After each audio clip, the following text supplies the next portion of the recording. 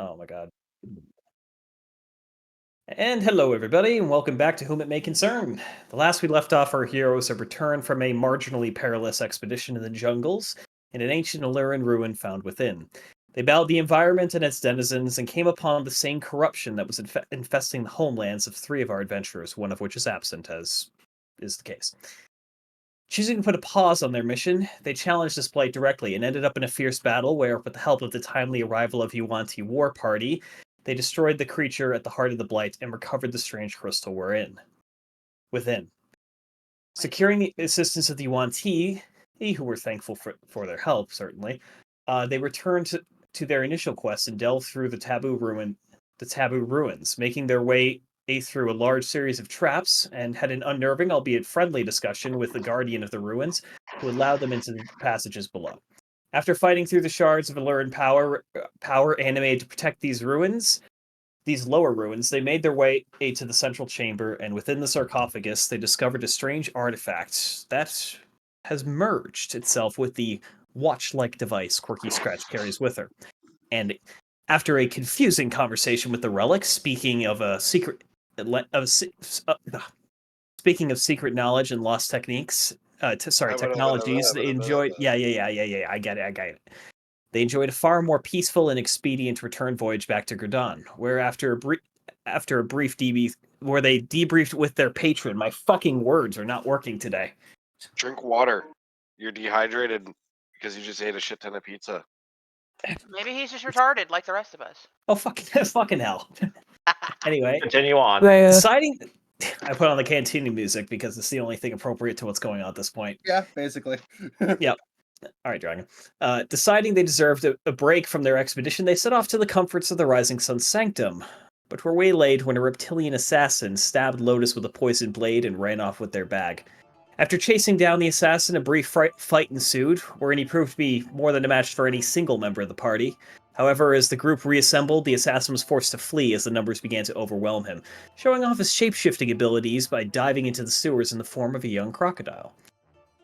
After explaining the situation to the thankfully rather understanding officers of the TIE Guard, they returned to the Tower of Zolosonum and used his crystal ball of scrying to try and spy on the assassin.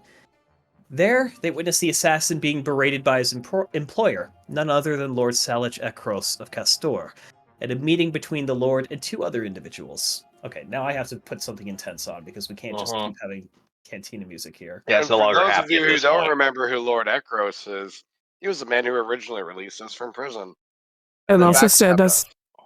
And tried to have us killed more than backstab. He marooned you. You were marooned on his orders. He wasn't really... Rude. Yes, very. The first newcomer, a strange and ethereal-looking elf-like man, speaking in halting tones. The second, a much more familiar face to a certain dragonborn in the party. Their scrying soon came to an end, however, as the second figure, Bermantis, the current mistress of the Order of the Sacred Ash, addressed the scrying orb directly, and through it, Belgoris, before the crystal ball shattered. This all happened, well, that final event, about 10 seconds ago, as of this moment. Is in that same room we find our party today, still reeling from the revelation. Belgoris will sit over in the Existential corner. crisis, go! That was more of a joking at the end. He's not in a fetal position. He's currently locked still, shards of the shattered scrying orb dotting his armor. 1,000 yards there. You were the one right in front of it, yes.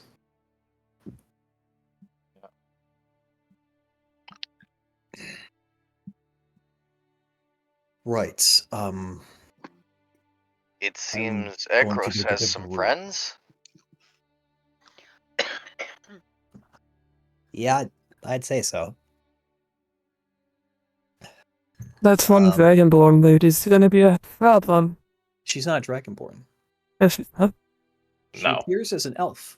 Wait, where are we right now? You're in this. You're in a fairly darkly lit, round room, which has a whole bunch of cabinets along the walls lined with all sorts of curios. You see other crystal balls that resemble the one on the table, though still locked up within their cabinets. In the center of the room, there's a large wooden table which you're And all not gathered around. detonated. Yeah, those have not detonated. Oh, Zill you better leaves the room cover those quickly up, or they're to gonna start go a and fire find with the light what's hits wrong. them wrong. Brindle's essentially Brindle. lookout room. We're in a what? We're in his We're, office. we're with our employer. Oh, okay. We're in the Okay. sanctum. All right. Yeah. I don't remember Um, coming here. No, but yeah, no. We just had a big revelation about your character. Basically, someone is looking for you, and they're referring to you as a sacrifice for something we don't know. I just realized that the person I considered Not like one of sacrifice, the offering. as an offering. Correction, yes, an offering. I am currently well, Reeling from the fact that the person he thought wasn't evil is apparently very evil. and has a vested interest Oh in yeah. finding us. And luckily, my artifact that I've had on me, it's not really an artifact. It's a amulet of anti-scrying, essentially. It's kind of been protecting us from not being scryed, but they found us anyway. And she spoke as our dungeon master has quite clearly stated. She spoke directly to the scrying orb and wants me to come home. And Balgoris is basically still like 1,000-yard stare shards of the scrying orb embedded all over his armor and probably into his face Face. and things like that. And And hands. I will say, standing there, when it not moving. exploded, it's not like big shards Okay. of glass. It effectively turned to dust. Okay, but yeah, So your lungs Balgoris would is get just hurt in a few standing there. hours. 1,000-yard stare. You probably wished it fucking went into your eyes, but yeah. Yeah, Balgoris is reeling right now. Poor Balgoris. Eh. I mean, everybody was hinting at it. It's just Balgoris as quite clearly was previously stated, he would deny, like, no, Vermanthus is not the type of They're not evil. individual to They're do not that. evil. Oh fuck, they're evil. Oh fuck, she's Exactly. evil. Yeah, she's evil. From the sounds of it, she might be one of the heads of this whole fuckery. She has vested interest and she is a power player, yes. Which is even like she's not like, oh, I'm being co-opted into doing this. No, she's a power player. Based on the behavior you saw in the room, you noticed that Lord Ekros is certainly afraid of her, openly even, and he's a very composed individual. So he might be the She one might be- that's. Yeah, I was gonna say she might be more than just a power player. She might be She the. might be a showrunner. And Lord Ekros might just be her. He's muscle. He's the money bag. Yeah. All of a Or- sudden, The discussion between them really kind of ranged, but from the sound of it, the three individuals, this triumvirate as it were, are working together. so let's take Who's the stock of senior what we members? know is going on right now. Yeah, check your notes. None of you fucking write So- notes. No. I do have some notes. Fuck off. First off, we have a breakthrough of lizardmen, right? Is that right? You can write notes on the board if you want to. I know, but we have a breakthrough of lizardmen, right? Yes, Okay. they've been breaking through in the north. Yeah. Okay, they, so you're a little. The So what you're bronze- thinking of, the bronze dragon is dead. the Been patriarch of City replaced. Scale is dead and has been replaced. Yes. No, wait, I thought it was By a elves green that had dragon. actually broken through. So Mysterious Hockey, I'm trying to elven correct lady. something. Can I have a moment? I don't want to cut you off, but I need to correct this. In Dolos, it is an army primarily composed of humans and elves that have broken over the mountain, through the fortresses, Okay. guarding the mountain passes, and are currently slaughtering the population of southwestern Dolos. Yes. Yeah, it's Okay. not lizardmen, it's human and elves being evil. Mm-hmm. Okay. And Dolos is from where Roxby's from, right? Correct. Dolos is the closest Yeah. continent to where you are now. It's a little over 1,000 miles due north. And that now we've got an elven lady that showed up right after the dragon got killed and replaced with a green dragon, which was the patriarch of Center Scale. Mm-hmm. Correct? It was a gold dragon that was killed. Yes. Gold dragon, not a bronze dragon. My bad. Your family's patriarch was a bronze dragon. That's where, I think it was a bronze dragon. Yeah. Something like that. Yeah. A lot of shit to keep straight. And And now we've got an elven-like chapter master of the Order of the Ash, or master, the leader, whatever Mistress. whatever we want to call her, whatever her rank actually is. She is acting like a big power player, having a lesser noble shitting his fucking pants in the same room, and she has enough power to detonate a scrying orb. Aki, do you have a TV on in the room with you or something? No, why? Because there's noise leaking through it. It sounds like music. Matt? Anyway, continue. But yes, so we've got all this going on. And shit keeps trying to steal those crystals and wants my character for a sacrifice. So yeah, weird. A strange-looking elven man, which I can bring up the images again if you'd Again. like to see them. If it helps you Offering, keep things not clear in your head. sacrifice. Stop confusing the two. Yeah, they're the same fucking thing. No, they're not. Yes, Eh, sir. So, just as a reminder for you guys, and I guess for the stream as well, we got Lord Ekros, Mhm. Oh, secret notes. Ew, Romantis. fancy. Woman. and it's the third figure who you do not have a name for. Vampire Hunter D. Bleach blonde bitch. Triple B.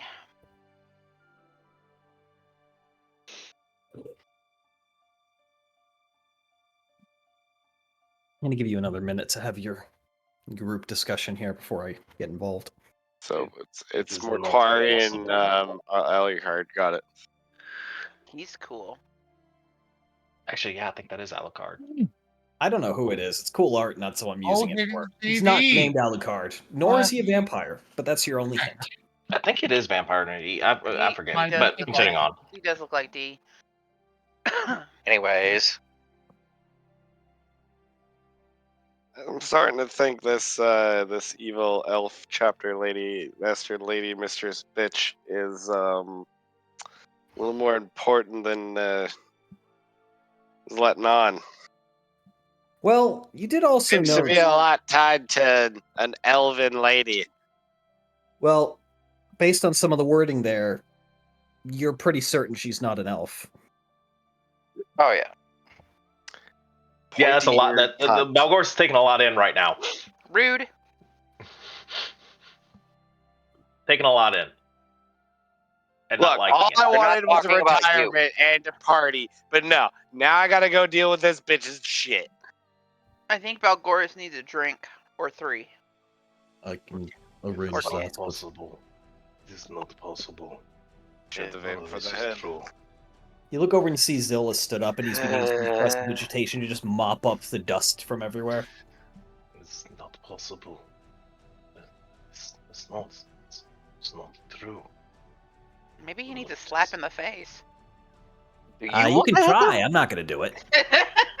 I have to get up on the chair to slap him. Brought back to reality or something. I think I would hurt my hand more than I would actually, knock him out of that. Master Tanesh, Not possible. are you all right? Zil says as he finishes cleaning things up and turns to face you. No, it's none of this. It can't be. No. He casts calm emotions on you. Balgoris, He looks at him with a glass-eyed look. we have much to talk about.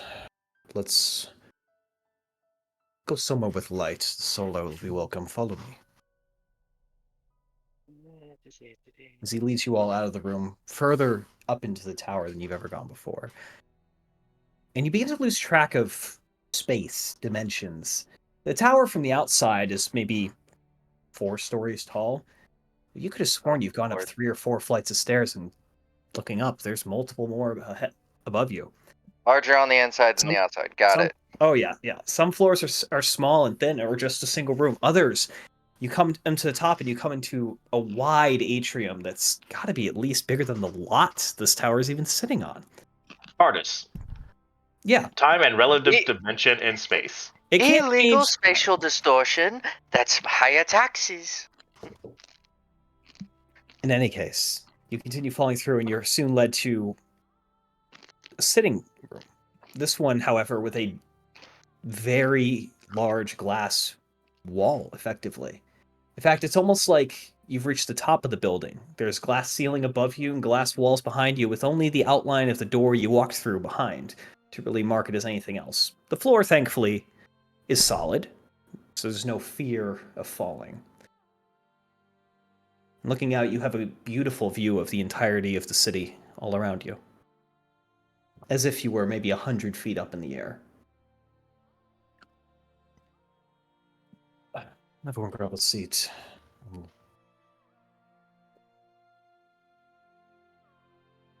It seems we are facing more than one enemy. It looks to be that way.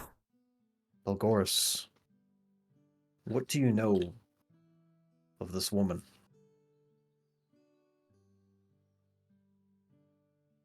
He came to our order not long ago.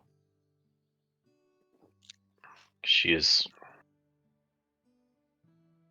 been a person of note, has helped us with so much, done so much good for the people. She even helped negotiate with some of the local lords.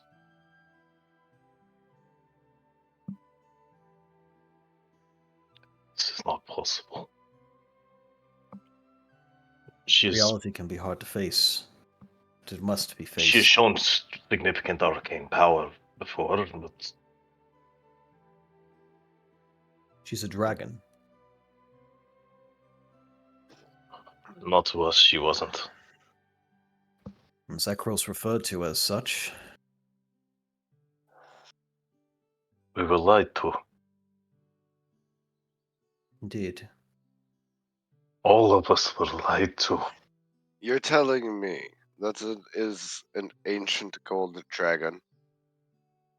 I don't believe a gold dragon would act in the manner she Mm, does. That's right. What Ooh. other dragon species shapeshifts? If they are sufficiently skilled, all of them can learn such magic. I was going to say, I thought any of them could.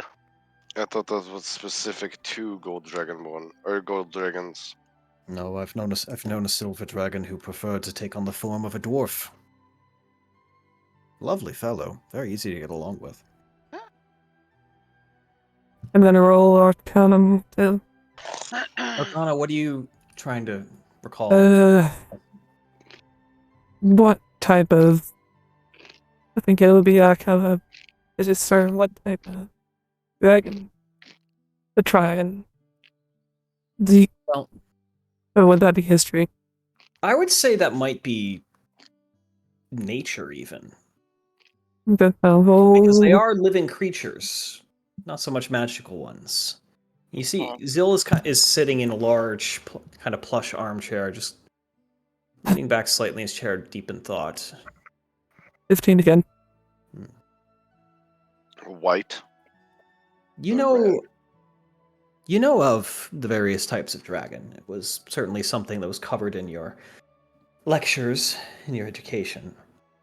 Clearly not well enough if they can learn multiple. Your Thought your their most- abilities were specific to the race. Hockey, I'm trying to talk to Tristan. Can you please wait a moment? This is a DM2 player information for his role. You're most familiar with blue dragons and copper dragons since they take deserts as homes. You know that reds are probably the most powerful of the more evil aligned dragons. Very aggressive. Not so manipulative. Green dragons are known for their intelligence. Known for being among the few evil dragons you might even be able to negotiate with. They tend to respect creativity and, well, wit. Black dragons plan. But that could be very well black dragon. Potentially. But few dragons plan long term. about all you know in this one. It doesn't... You don't think she'd be a white dragon or a red dragon or a blue dragon. You don't think she's a metallic dragon. But that's about as much as you can narrow it down. Okay. But she does hold some characteristics of particular dragons. Okay. Yes, she does. You see Zild looks up. No dragon has true sight save a time dragon. And there's only one of those. Which means...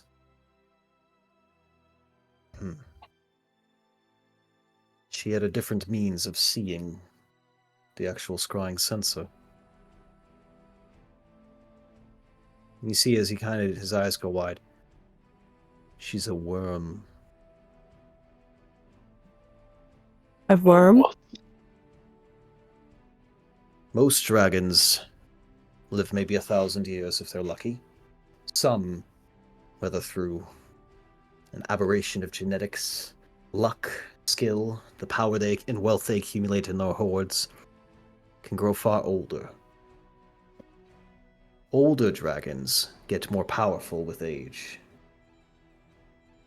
Beyond the ancients, you have worms, those that have lived for thousands of years. They are significantly larger and more powerful than any normal dragon. And then beyond them you have great worms. Now those dragons, those truly are ancient, truly are massive. At the moment I only know of 5 living worms and 2 living great worms.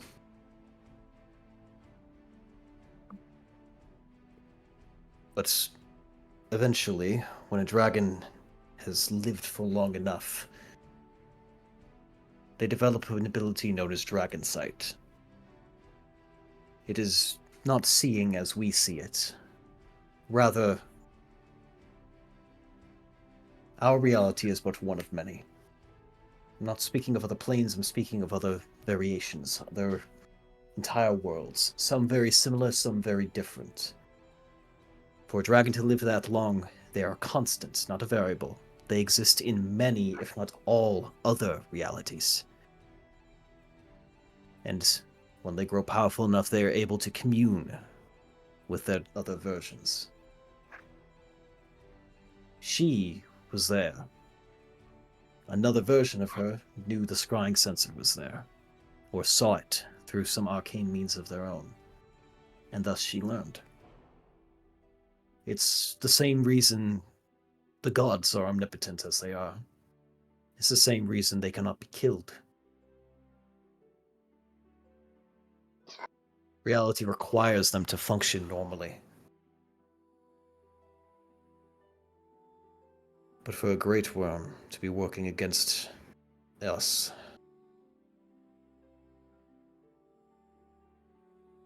it's a dangerous prospect. Can they be stopped?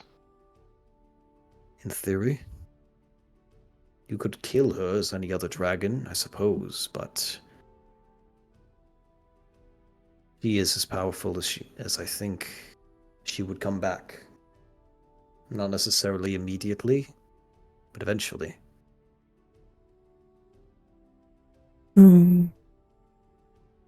That bodes ill tidings for the future. Indeed. And if she Do you is know of any... I'm sorry to interrupt. Do you know of any rituals that, in your studies, I know you were looking into this. Do you know of any reasons she would want to corrupt an order and turn them into these monsters? She herself must be one.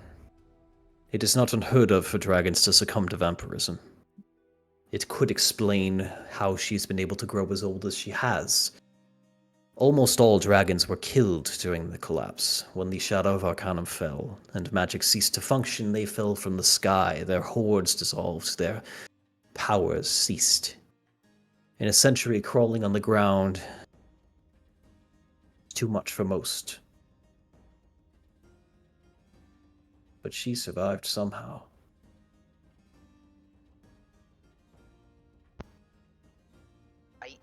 He probably made deals with other creatures, for all we know. Essentially. Her champions probably dragged her to safety. That.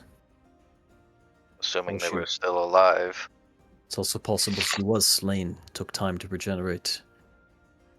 This could also just... Can they fragment? In theory, I've not known of a circumstance, but in theory the soul can be separated into different pieces. A being of her power would have been seen as a threat to the gods themselves. If she were public and known during her time before the gods retreated beyond the veil, they would have taken action against her. Perhaps tried to seal her, perhaps tried to kill her. We seal her. I wonder It if seems he like was this is the only sealed proper once. way. I wonder if he was sealed once. It's possible. We'd have to know how old she was to really put a timeline on it. See as he walks up over to what is actually appears to be a chalkboard that he kind of rolls into the room. All right, so let's plan this out. Oh, yes, I'm having a professor moment. Minimum age 5,000 years. Species. You see as he writes a whole bunch of different ones. He writes out every variety of gem dragon, black dragons, red dragons, green dragons. Cunning and sufficient arcane powers. Mm-hmm. Old and potent. Let me find something a little bit.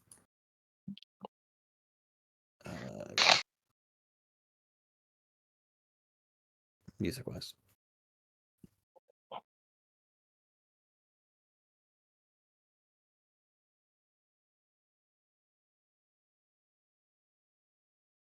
She's too intelligent to be a white, too calculating to be a blue or a red. Perhaps a green or black.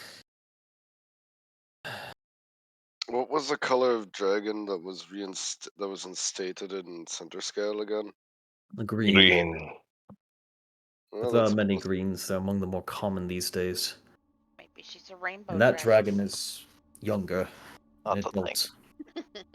Why Only would they several be? centuries. Why are greens more common these days then? She's been planning this for a while. And they seem to have a proclivity for breeding compared to some of the other dragons. Mm. Truth be told, all dragons can interbreed, and the colors of the offspring might not match either of the parents, but greens seem to prefer the company of one another. At least, in my limited dealings with dragons, that is what I've deduced. There are more options. Like what? Amethyst, sapphire, obsidian. The other gem dragons are much more rare, but uniquely powerful. She could be one of them. But speculation at this point is useless. No matter what she is, it's clear she's an order of magnitude more powerful than someone like Ekros, which begs the question as to why they are working together. Why the three at the table appeared to address each other as equals, albeit with some threats exchanged. Because she needs them for something. Indeed, no dragon curse would is found- that something? No dragon would denigate themselves as the servants of mortals. She needs them for a purpose. She needs something from both of them. My guess echoes hers. Resources in context that she probably does not. Would be my guess. She has an entire order, or at least what remains of it, under her command. Yes, but would she want... That is, what, several hundred to 1,000 fighters at most? My count. If And they're all everyone was at the dragonborn, or at least hall. mostly, correct? No, the orders of all races. We do not discriminate on heritage. Dragonborn are the most common members, but they don't make up more than half. They make up probably 40% in total. You have large numbers of dwarves, humans, Goliaths, Minotaurs. Basically, every race is represented. I don't know how proud of our order y'all are, as far as always having to show that you are part of that order. Our But heraldry she is may need more subtle means of collecting information, collecting resources. Something that you can't have a symbol with. Ekros has that.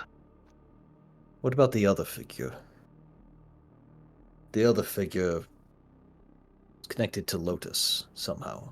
We says could be a person of the Feywild. I've What's that? never Definitely. seen him before, so He's not. I can tell you now. He is not of this plane. Whether he's from the outer planes, the hells, the abyss, pandemonium, the Feywild, Shadowfell, I do not know. Oh, fuck's sake. But his He's attire. connected to Lotus. quick question, Lotus. Do you have any recollection of your family, your purpose, anything Nope. about what you are? Nope. Mines are not You- easily wiped. You Especially gotta do the if- Finding Nemo thing. I was like a newborn baby when I was Are you, under that are you tree. talking about the fucking Finding Dory with the beluga whale and the sonar? Yes. Oh my god. Oh god. Goddamn, Back into you laughed character. on that one. Fuck you. End scene. We need to find her memories. She has the key to at least finding what this third individual is here for. At least she's connected to those crystals. And so is Ekros. Whatever the ritual that Bermantris cursed my entire order with, that is something. She wants that for some reason. Soul Something to do binding. with vampirism and individuals, and apparently I am a key in that in some shape, form, or fashion. Also, Blood is powerful. she also seems like they've been following us, so one of us is being tracked. Ciro kind of shifts his weight. It was probably me. I'm kind of a known quantity to them. They might not know you well enough to get a good look, but we've had some run-ins. My scrying orb must have been protecting the rest of us. Or my anti-scrying amulet. Those would only work over a fairly short distance, maybe 15 to 20 feet around you. Wouldn't have been able to be seen on the ship. That's... But when I went to the order that one night, I put us all in danger. No. You've been separated by more than 15 feet a million times over by now, I'm sure. She said there were others. Maybe more of my order is free of this curse, or at least resisting it. Were members of your order were there members of your order who were not present when the ritual occurred? It was an all-hall gathering. It was to celebrate. There were a lot of different, not necessarily a lot, but a handful. A couple dozen members were not present. Your mentor, for instance, was not present. She was leading a patrol further in the north. Oh, let me see if I can remember her name. Shit. It's in your notes. Yeah, no, it's in my notes. Hold up, give me 1 second. Shit, where's my campaign from the notes? space one? General. Did you say? Order the Ash. Figures of note. There we go. Campaign from the space one that you guys did like a while ago. This is my campaign. Yeah. Okay.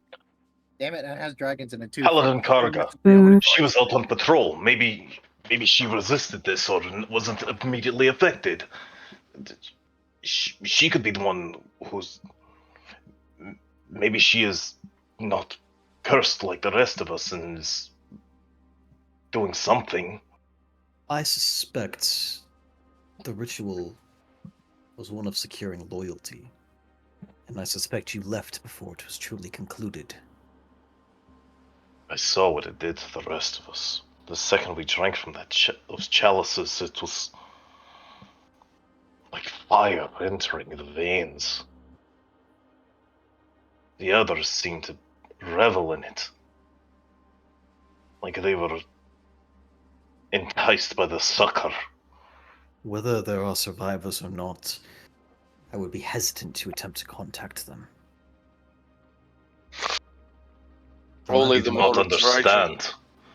Only the most righteous of his order can be trusted. Not I even don't sure even know if anyone they can from be his order trusted. can be trusted. Trust anybody. We're all damned. Every single one of us. It's not even that, it's more of, for all we know, since she could see the scry, she could be tracking every one of them. She could see all of them. If we expose ourselves to any of them, she would know where we are. And then Ekros could send more assassins. We are attacked. We had a hard enough time dealing with the last one. We are attacked 15 feet from the front door. It was about a quarter mile, but yeah, They know where we are. they do. And they mentioned being afraid to challenge me here, which is a little flattering and not inaccurate. I doubt there's a safer place in all of these islands than my tower. Onwood. Which is why I think you'll need to stay here and not in the inn from now on. At least Sounds while like- you're in town. Sounds like we're going to need an army.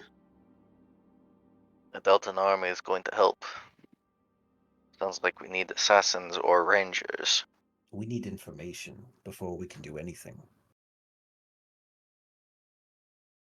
I need to find out if there's any of us left. Otherwise, this tabard means nothing. The sign of a bunch of cursed men under the thrall of whatever that creature is now. Bermanta seeks individuals for a purpose only known to her by now. Ekros seeks the artifacts, the keystones. And the elf seeks Lotus and the return of those gems.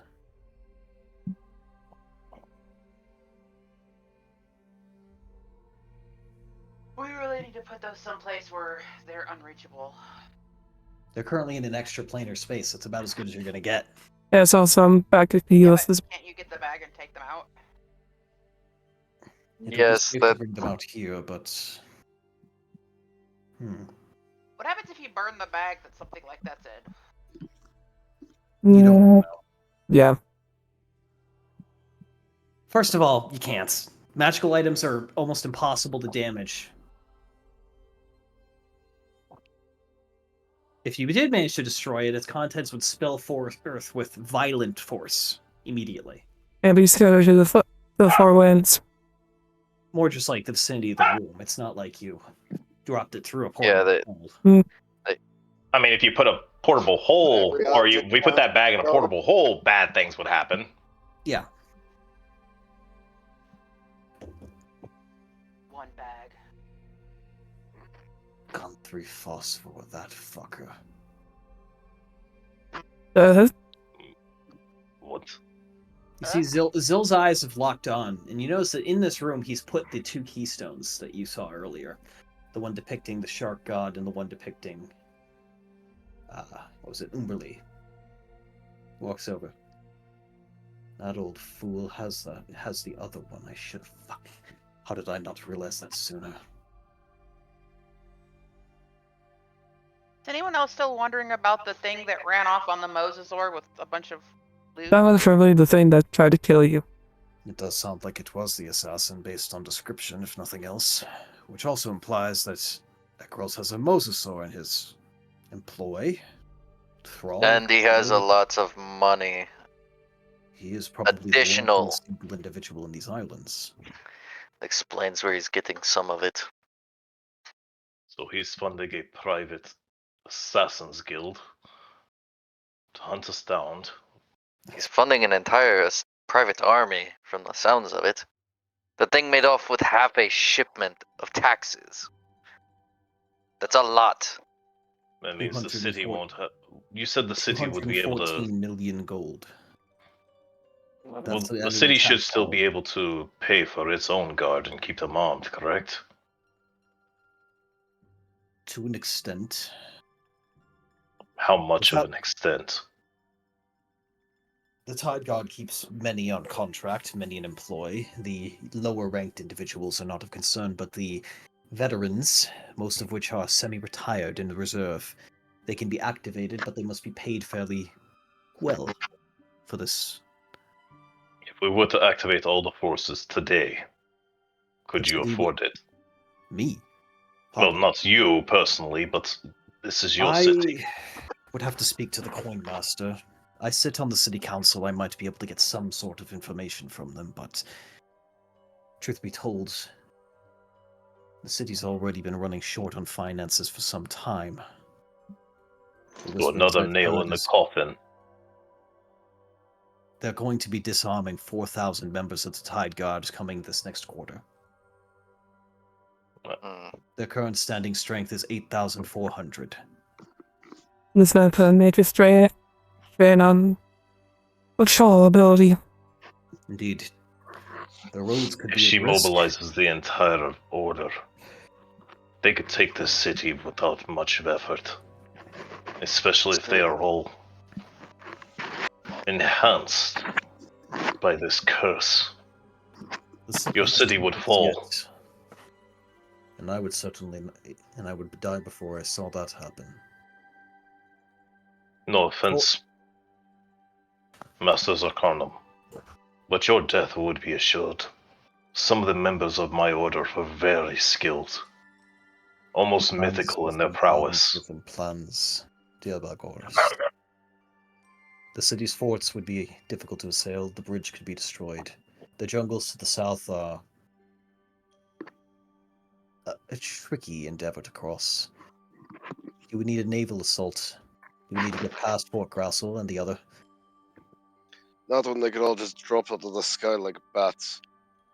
That's assuming they can fly and land. We can.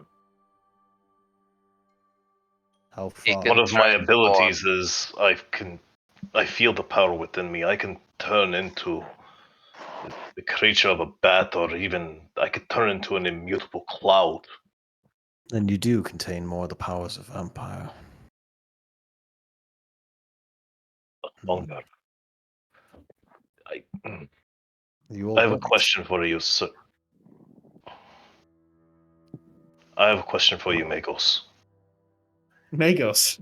Wrong universe. Well, I'm sorry. Yeah. Archmage, if you could let me know how much you need. I will fund it as much. You have more assets than I have capable. I need a scout sent. Someone to go and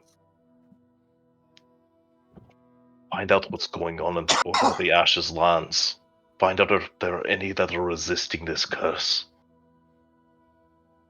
I have some friends in Marrakesh. There's a few men I trust. About 7 women.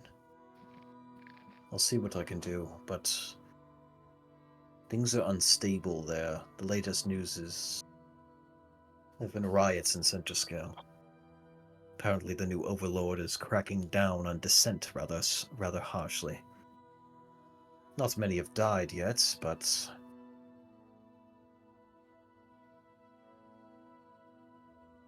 good time. The world was peaceful for the better part of 10 years, better part 20. Beyond that, you had the Second Civil War in Aleros, but even then, in the past 2 years, there have been wars in Caria, across the Great Sea's sand. There's been the renewed crusade in Dolos, which is now for the first time in hundreds of years having success, dare I call it. Now you have unrest in Marrakesh.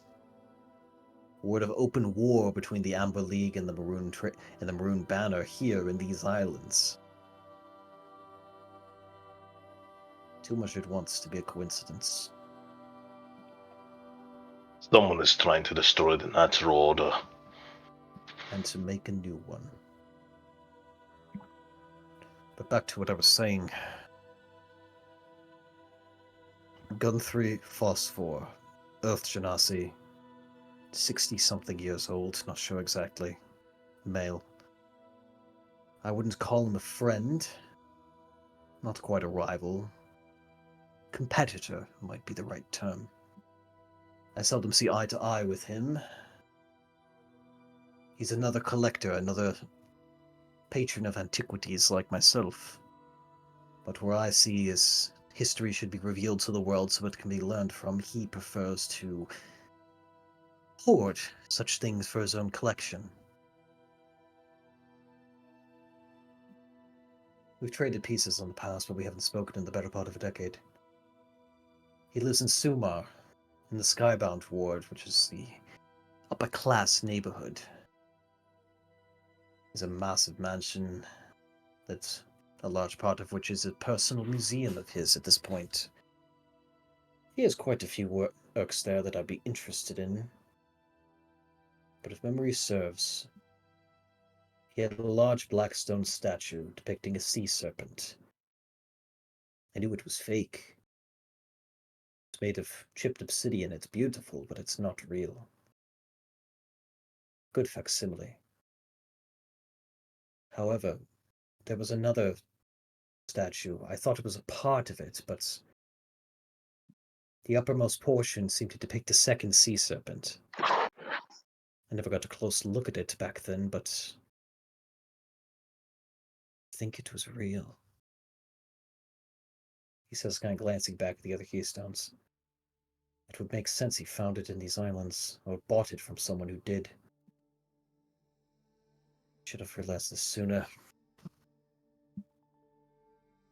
We need to get that from him, and he will not part with it willingly. If I can remember this, if I can learn, Ekros certainly will. And Ekros would not exactly hesitate to take You already have his favorite little captain. I don't know, they have that speed on the wind. Quite possibly.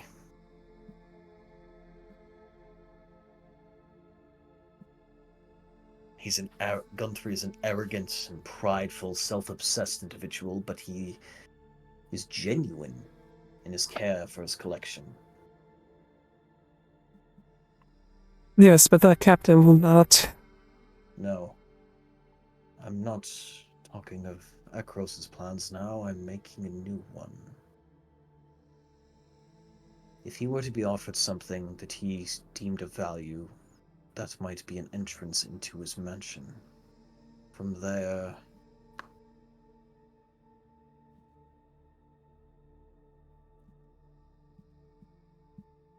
What moral quandaries do you have towards stealing a critical artifact from an arrogant prick? I am already twice damned. What's one more? I'm down. I was pondering our money issues with the thought of theft anyways. What was stolen from us could be stolen back. I'm not sending you into Ekros' mansion, but Guthrie. If I'm we can get the not third saying keystone, we might be successful. Zero interjects his point. Well, if it's a statue, you need replicate. He's gonna notice it's missing and probably suspect you. No, come on, who else would? I could probably make a forgery, but I'd need a good look at it. Oh, deja vu. I could attempt to scry in it, but without the orb, there's no way to share the image, and, well, my fat fingers might work well for magic, but not for art. I'm afraid I won't be able to assist you in that endeavor directly, Master Zero.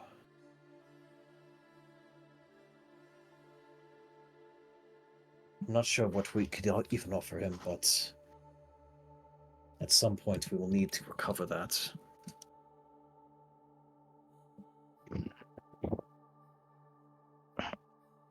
I have a friend there. Ironically, the daughter of another one I was going to send you to. She might be able to do some work. Some reconnaissance. So, interested in a heist? he says, and you see a slow smile begin to curl on his, quite frankly, gigantic face. Adventure. Sure, why not? Guldfur's home is well protected. I'm not sure that Ekros would know it's there. It might be time to pursue your other leads first and look for the nature of Lotus. Speak to the first circle and find what they know. But that's a different island. You have a choice to make. To Durham Shard or to Summercrest?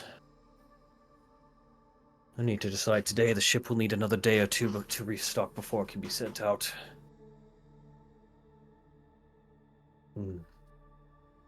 Party?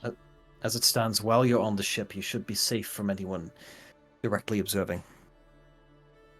Sure, you can find the ship with your eyes, but there are some powerful wards in place. A much more potent and expansive version of the same sort of magic that amulet you wear, Balgoris.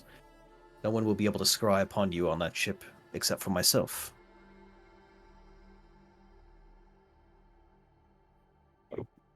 Unfortunately, I do not have the resources to produce more of those amulets for you. They are particularly finicky little things to make, and the enchantments often fail for gods know what reason. I can inquire about more, but I think for now, you'll need to operate on the assumption that you are being watched. And you'll need to be careful.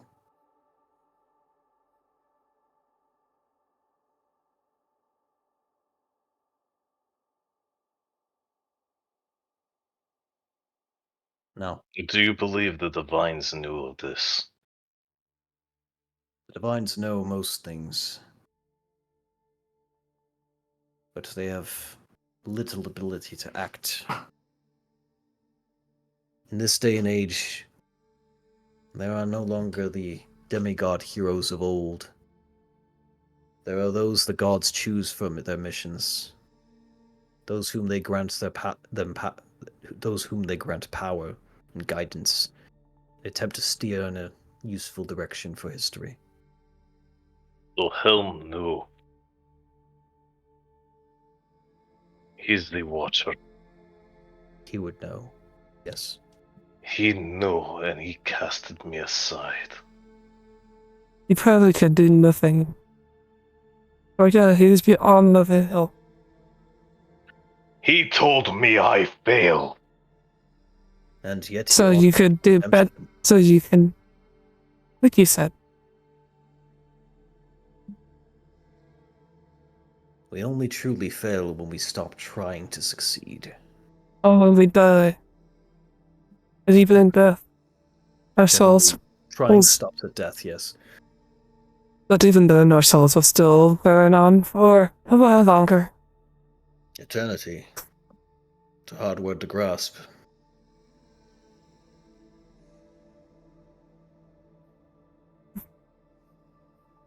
I'll get the guest rooms ready. I need a drink. And not that kind. Do you not want alcohol? No, I thought you were going to make a reference to blood. Have you ever tried a mixed It's drink been a of blood long and day alcohol? with enough blood spilled, Spelgoris. Also, can you even get drunk? I can get sufficiently drunk. It does take time, and that's Cyril, mostly why just don't you because as leave? a paladin. Cyril, why don't you take them to the smoking room then? He needs to drink a drunk person. I'll get your rooms prepared.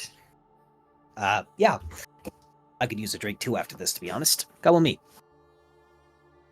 You're led... This time you don't go to a different floor. You're actually led to... You get the impression you're in, like, the main living quarters section of the tower at this point. So you're led down a corner and into a large, beautifully wood-paneled room with a large bookcase on... Ace on one wall and a small fireplace. Ace in the corner. And a large open bar. Now, I am not a bartender. So you're going to be making your own drinks, because I don't know what you want, but... Master Zill is not a heavy drinker, but he likes variety. So, Yeah, I mean, honestly, just look. I'm gonna go for the. What is the strongest drink here? Well, that'd be local. He tosses you a bottle of black cask. Balgoris uncorks the bottle and takes a seat and just starts drinking. It burns. Mhm. It feels better. You're basically drinking Bacardi 151. Yep, So- Balgoris is quite content to just drink straight liquor at this point. He's in that kind of day. There's water in the tap over there too. You might want that later. Water would numb the pain.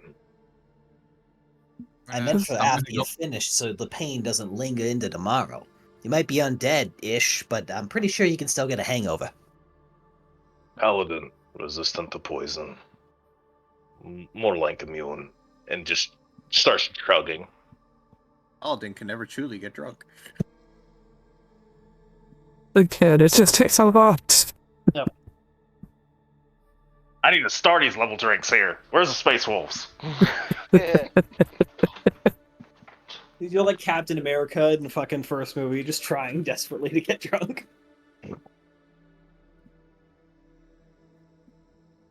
So, Kilos goes behind the bar, starts looking through what's all behind there. you see bottles from every corner of the world. Some still sealed, others uncorked, some mostly empty, some almost full. Some from Lacoste. Oh yeah. Kilos goes those starts preparing a few drinks Cactus out. rum. A few of the drinks Not from really rum. It's known for having slight psychoactive properties. What's absent? It's more like if you very, very diluted peyote with alcohol. Oh, dude. I want that. Ooh, that's a good time. I don't think Valgoris needs to be seeing visions right now, though. That'd be a bad thing right now. I turn into a corgi, and I pick up a bowl, and I walk over and set the bowl down in front of the psychedelic drink, and ask. So you what's on walk it. over to Tilas. Yep. Yeah, we're Like, getting the dogs drunk too now. Fuck. And I start lapping up the alcohol, psychedelic alcohol. Your dog tongue is not used to this taste, and it's very bizarre. It's a bit. It's somewhat herbal. Is the best way to describe it. Otherwise, it mostly just tastes like tequila. Or, well, the equivalent. Tequila itself would not go by that name here. Mm-hmm. But drinks are made from agave, and that is what the base of this drink is made out of. Yep, I'll drink all of it, and then I'll go sploot in the corner. In front of the fireplace? Mm-hmm. Okay. Yeah, starts Everyone is having making a a few depression cocktails. right Starts making some cocktails that she remembers some people making back home. Yeah. To remind you all, it is 2 p.m. right now. Oh, so we're day drinking. Yes. Though, to be fair, in Lotus's case, she did get stabbed and nearly killed earlier, and Balgoris as well was also very near death. I feel nothing now. Yeah, when you try and stand up the next time, the world is spinning. Your poor little puppy form is not built to take that much alcohol, and you are like... You ever seen a drunk dog? No? Yes. I've seen the videos. And my own dog once drank half a beer and was a bit wobbly. I've seen birds get drunk and slam into the side of the building. I've seen drunk squirrels and stuff too. Alright.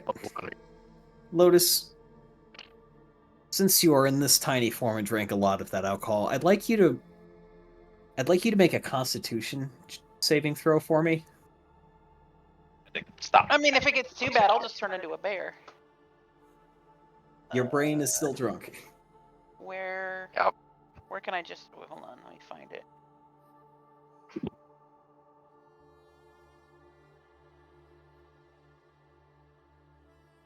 Constitution. On save. Saving throw? Oh, yeah. Rox, you doing all right? You've been quiet this whole time. Zero shouts out to you. My sincere apologies. I've been contemplating the reality of what my family might be going through. There. Your family's Um, further north where the front lines are. Hopefully it stays safe. That and you got the southern mountain ranges. They should be able to keep as a border. From what I heard, which is, to be fair, not a lot. News travels somewhat slow, but I read Zill's report and he gets stuff pretty instant. Everything is mobilizing for war. We're also That at the end of doesn't- summer, going into winter soon. And if there's That one doesn't thing change. you Northerners have on your side, it's winter. So That, that may be true, but that doesn't change the fact that the enemy is mobilizing too. This is Do true. not worry, my friend, Just my trying friend to B. offer you a Join me little in bit the of halls of the damned. I rolled an 18. The drink flows well here. To be fair, his god does allow drinking. You rolled a 15? Yeah, and it showed up An as 18, 19. yeah. Yeah, you're okay. You're good. For I now. was gonna make you start chasing rodents. It's just long noodles just rolling around on the floor. Yeah. she's enjoying herself very Yeah. much. Sheila starts making Ooh, herself the fourth dimensional saying beings mixed tell me drinks for everything's everyone gonna else be because okay. she knows that the straight can get a little interesting if you're not used to it. But her drink is just pure. It's just straight that alcohol. Yeah, you're doing shots. How far Yeah. am I through the bottle by now? You've been in here only 7 or 8 minutes. How fast are you drinking? Very. Okay. How about you make me a constitution saving throw with advantage? Rolls on that one. 13. It's hitting. You're definitely feeling it, but you're not plastered or anything. You probably got to Not about yet, a at quarter of the least. way through the bottle. It is somewhat slow going. As much as you're trying to drink quickly, it is a lot to get down, and it's not a small bottle that you were handed. What kind of juices are at this bar? Roxy wants juice. Ugh. Well, shit, I think there's some mixes in there, but I mean, I mean, Garrett? he's I not mean, I Garrett. think that he's cactus juice that's behind her. Perfectly. You want an ale instead, Rox? Don't drink cactus juice. I heard of a bad situation with that once. Oh, it's I'll not take- that bad. Makes you see things. Here, I got some rye beer over here that probably pretty more similar to what you're used to. I'll take the ale. Sip, Oh, sip. go ahead. No, that was me. You normies and your fear of seeing things. Once, one of our initiates ended up talking to one of the hounds for hours. Did he answer? He started speaking of gods playing games that use dice. Ludicrous things. Well, we play Ew. games with dice. What's up with the gods? Maybe maybe they want to. Well, they were controlling creatures and making them say things and do things, and everything was dealt upon the roll of a dice. What, like a war game became real? We live in a No, it simulation. was like Okay, we're getting a little fourth wally here. Yeah. I was basically trying to do a Goblin Slayer reference. Oh, I know. Mm. Or like that one event in Stellaris where you can find the fanatic purifiers whose entire thing is they think they're trapped in the machine. They know it's a game and they want out. Yep. Another question about the bar. Huh?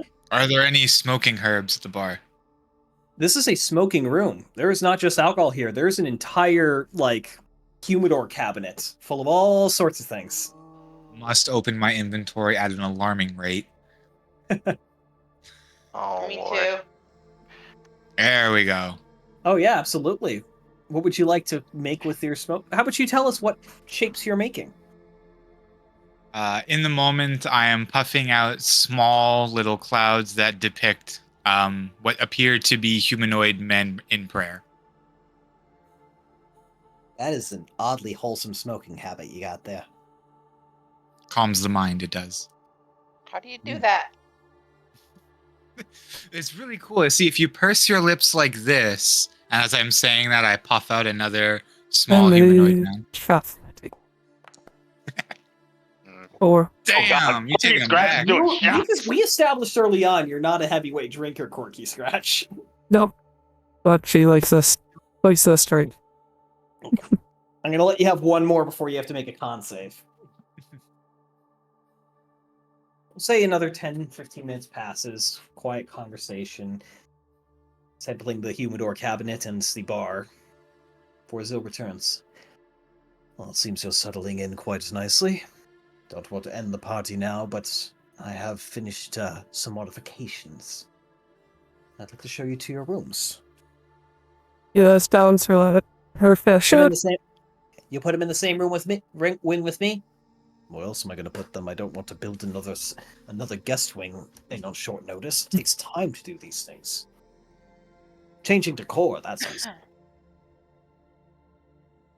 You're led up one flight of stairs from this location, down another hallway. Take a right. Another very short hall. You're okay, but you got a nice buzz going. It says it also has a little bit of psychiatrics. Make a wisdom saving throw as well. Mhm. Please trip balls. Psychedelics, you mean? Nope. Damn it. Perfectly sober. The Steal perfect mine. tripping buddy. To be fair, while this drink is known for having some psychedelic effects, you know that the little fuzzy lights aren't real. Well, You've had a lot of experience with this drink. It's all secondhand to you. If you touch the fuzzy, do you get dizzy? Uh-huh. oh, you haven't tried any of that drink, so you have no idea. You got a good point. I would never know. Anyway, you're led to a small rotunda. Effectively at the end of a hallway, there's a beautiful stained glass skylight above. Not of a particular design, just various geometric shapes that cast a cascade of multicolored light down the room. And you see 8 doors in front of you arranged around this rotunda. Anyway, the first room over there, that's Syros. Second room, Lotus. Would you like to step? I'll just corgi walk my fat ass in there and I'll go flop get down the on the door bed. for you. Looking in, you see that your room has been decorated in what can only be described as a forest theme. Oh, Natural wood on most surfaces, and a very soft green carpet that resembles moss. it's perfect. The air within is cool and comfortable, and you can swear you can smell the subtle notes of honeysuckle and lilac, but you can't seem to focus on the smell or find its source. The furniture is of elven design, appearing like living wood with vines crawling along on vertical surfaces, their flowers in bloom.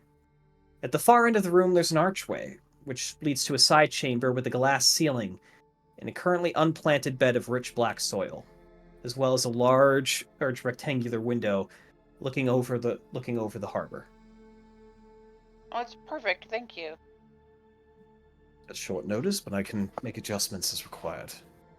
Interior decorating was something I picked up in my second century for a little while. It was actually quite enjoyable. Garrus, you're next door. We'll follow him.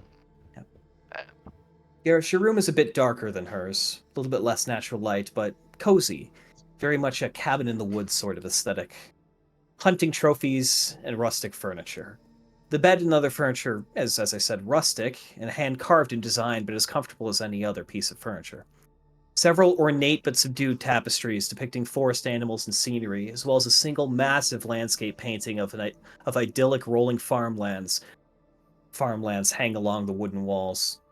Off of the bedchamber, there's a small sunroom with greenhouse walls and ceiling, at the center of which grows a single ash tree, a sapling still, steadily growing while fruit-bearing vines wrap around its base, and is surrounded by a bed of not native to here wildflowers, familiar to those from home.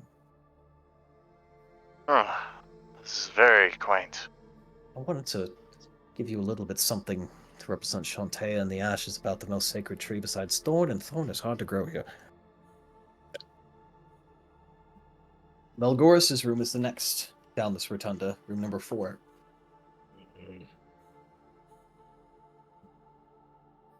I can keep talking, or do you want to say you're walking in? Your call. Oh, I shall walk. Your room is immediately a bit more Spartan. While the other rooms had wooden paneling for the walls, this room has a stone interior and simpler decor, but very comfortable still. A very comfortable aesthetic with wicker furniture and a large fireplace over which hangs a painting that you could swear is of the same landscape around the fortress of your order. The same snow-covered hills and mountains. The window faces west towards the setting sun and is framed in by a set of heavy blue and silver drapes. There's a small side chamber in which you find a modest but beautiful altar to Helm, atop which sits a book of holy scripture and a pair of lit candles that seem to be burning without melting. I appreciate this. Hopefully you find some peace. Quirky Scratch's room is the next down the rotunda. You let's fall off. Oh, it's the door. Your room is warm and inviting, with soft, warm color tones throughout on the walls and intricate alabaster stonework on the molding. It's full of natural light from 3 large skylights above and a round window depicting the traditional wheel-shaped calendar of the feline faiths. A large bookshelf takes up the better part of the right side wall and is filled with countless tomes of different vintage and origin. Off to one side, there's a small reading nook, with a comfortable-looking leather chair and matching ottoman, and a side table. The air inside the room feels noticeably drier than the normally humid environs of the city and the rest of the tower. Just inhales with a deep breath and feels more at home than she has in a long time. Herbius's room is next, but since he's not here, I'll read it all the same. Peeking in as he steps inside, you see that his room is larger than the others. Certainly taller ceilings, though they're all fairly tall. Large vaulted stone ceiling with a more brutalist aesthetic. A large owlbear fur, and feather for that matter, rug sits in the center of the room, with a window facing northwards towards the mountains across us from the city. Paintings depicting rocky landscapes and a traveling caravan decorate the walls. The bed is oversized for regular folk and eschews the more traditional trappings of the region for heavy furs and a thick feather-stuffed mattress. The room is cooler than the others, offering a welcome respite from the heat of the city. And then we have your room, Torin. You there? Lord. Maki. Did we lose him? Hockey. Keith. You were there a minute ago, Buck. What are you doing? Did he pass out? I doubt it. Is your I mic don't think muted?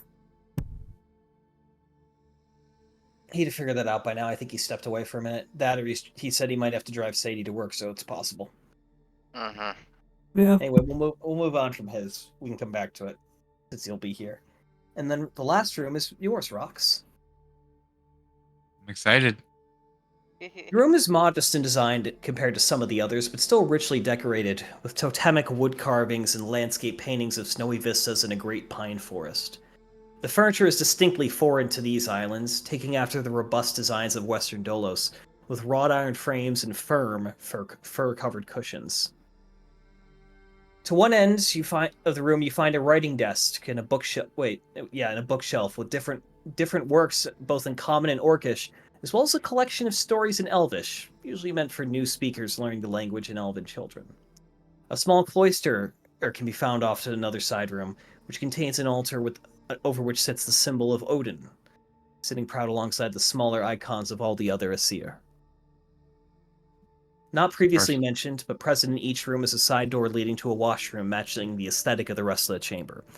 Each washroom comes with a toilet of somewhat complex-looking design for this era. A large brass bathtub, a basin of running water on tap, and a mirror is well stocked with soap, scented oils, towels, alike.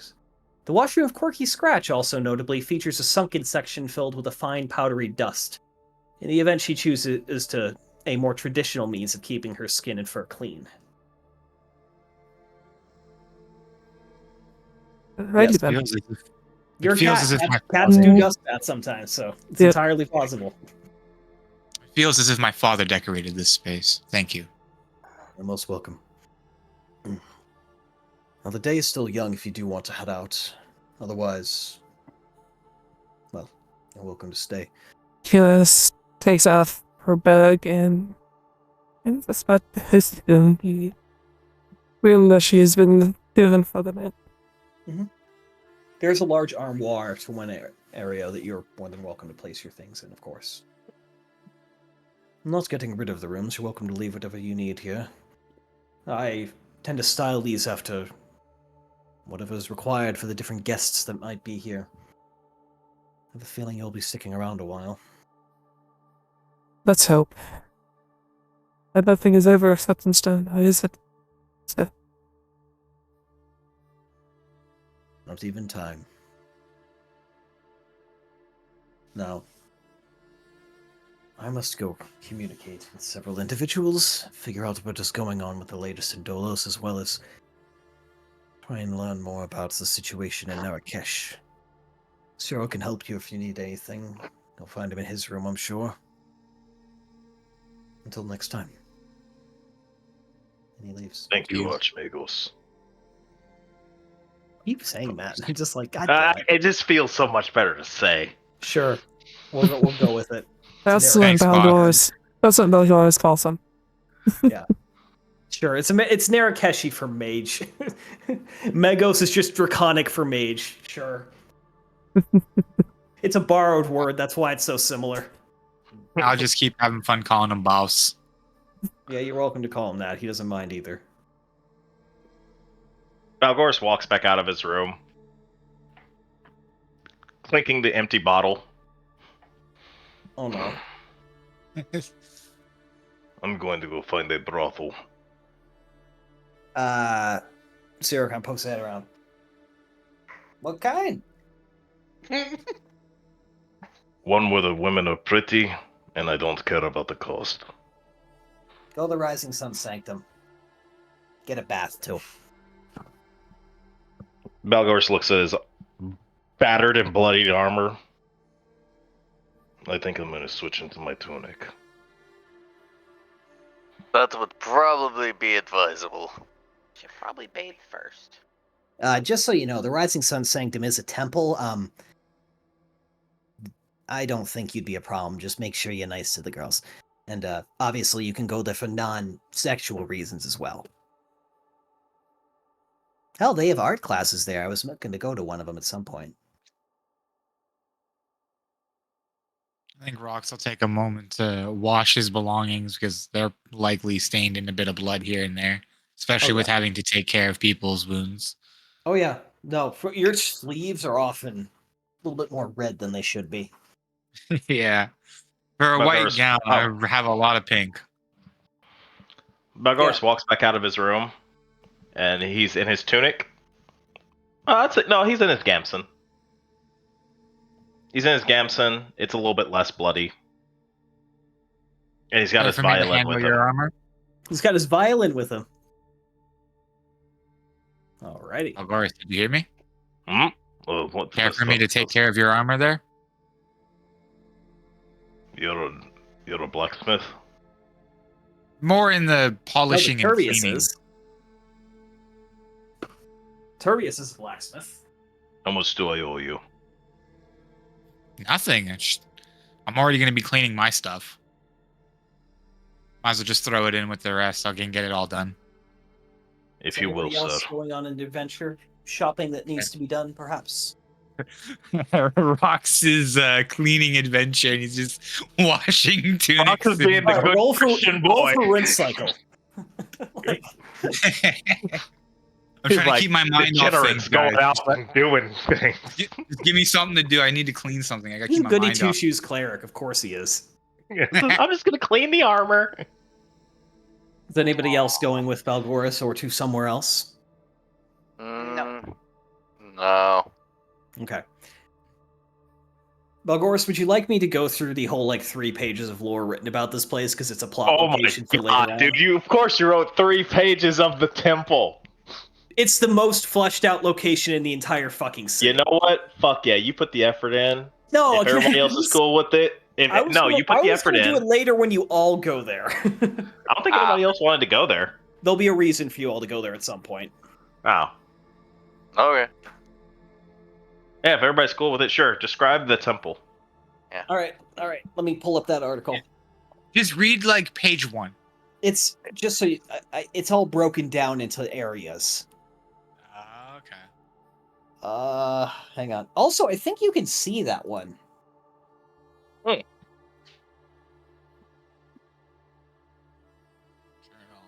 I'm getting pancakes. Yeah, Be right everyone back. is limited, so everyone should be able to see this article.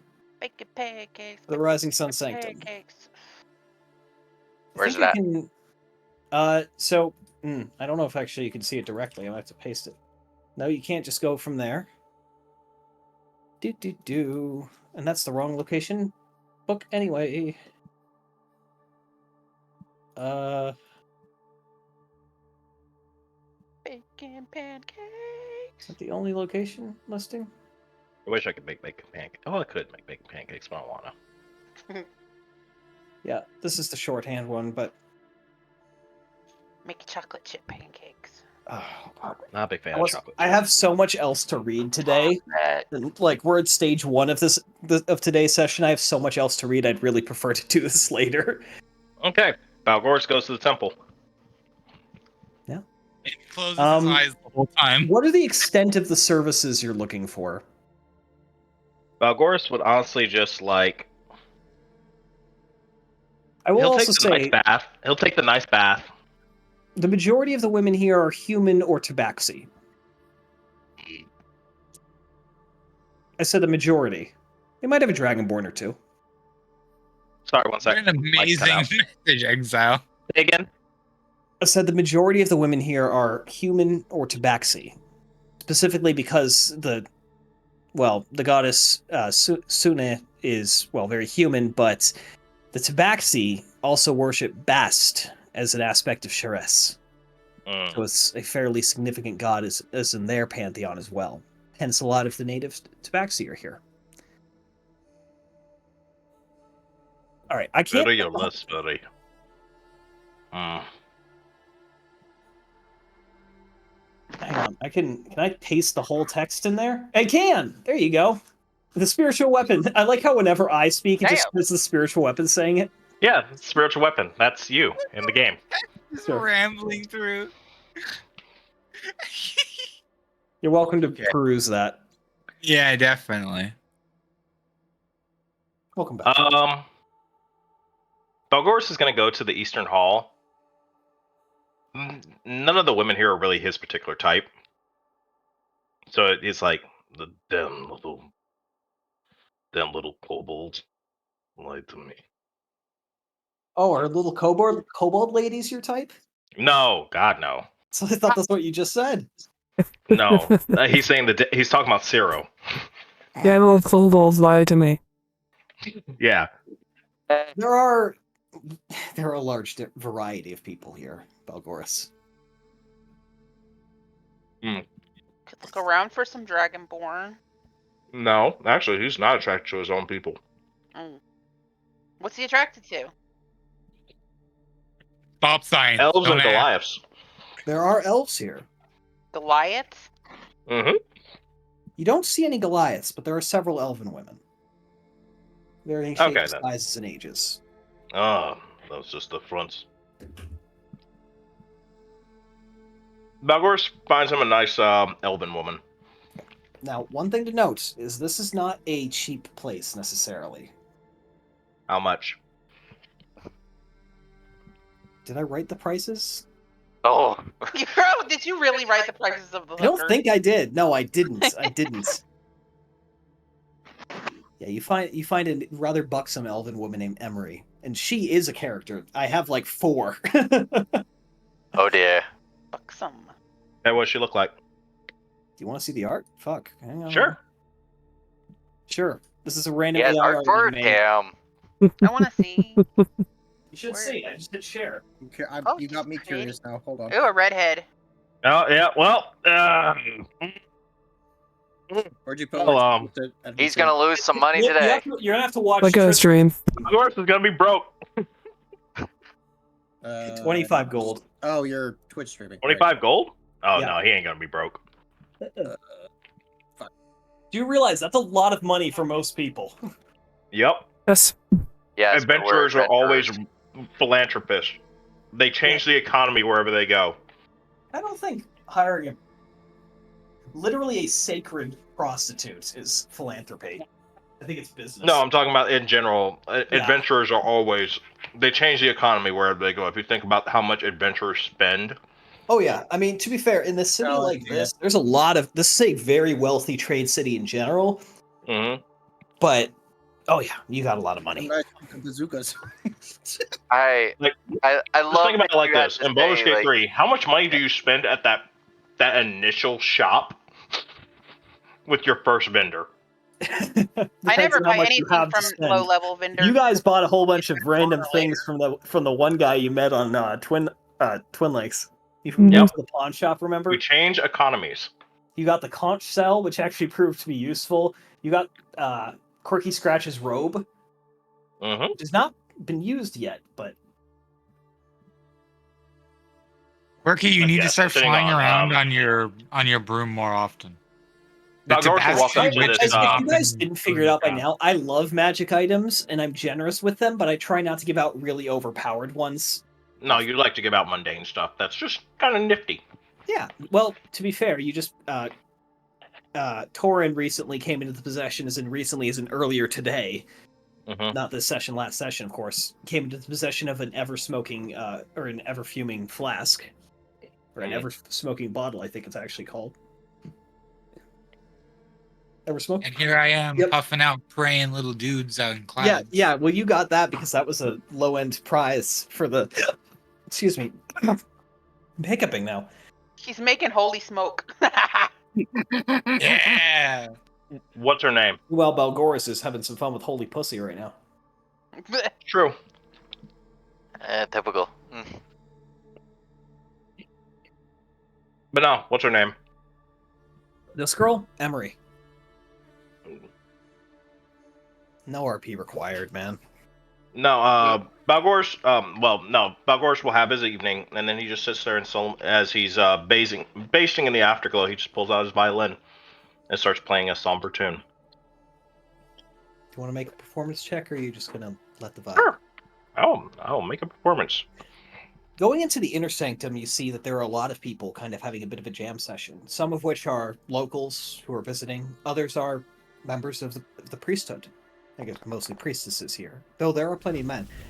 And you walk in, and you have stolen the show a little bit. I play a song that brings everyone to tears.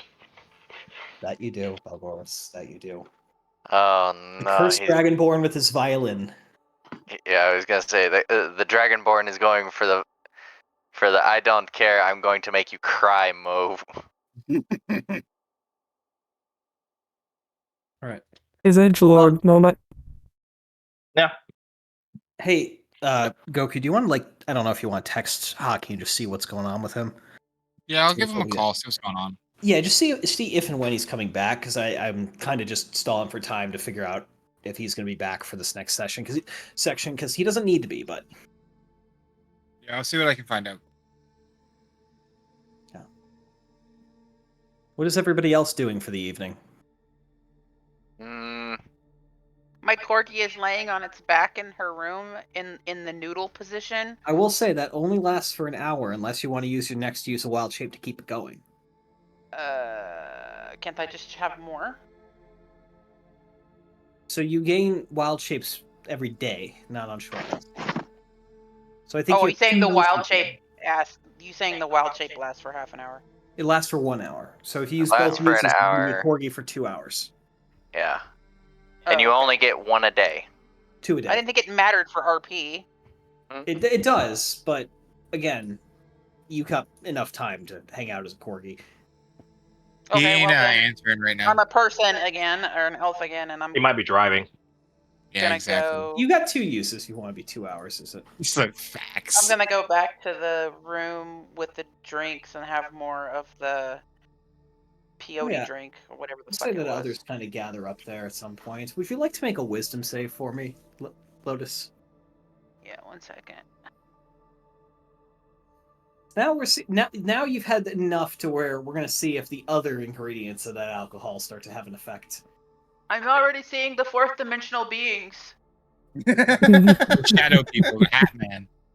They're telling me to come home and that everything will be okay. I don't think those are. I disagree. Commander. So that's our new number 6. As you do here for a following. With dirty You're 20. okay. Yeah, I dirty know, I'm 20, late you're to the fine. party. Fuck you. I'm just talking to the fourth dimensional geometric critters beings. I'm just chilling You're at the not- counter. You're starting to doubt that this stuff is actually psychedelic at this point. Aw. Well, that's still fun. You do see some lights buzzing by your Yeah, you eyes. see like, when you're seeing stars, it's like that, only it's not weird. You see little blue flits of light sometimes when you look around. But every I'm time a you try and get near one, fae. it goes away. Wisps don't bother me. Clearly.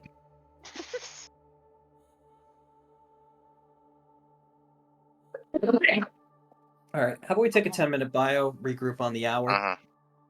Okay. Okay. I We'll gotta see how the pee night anyway. goes.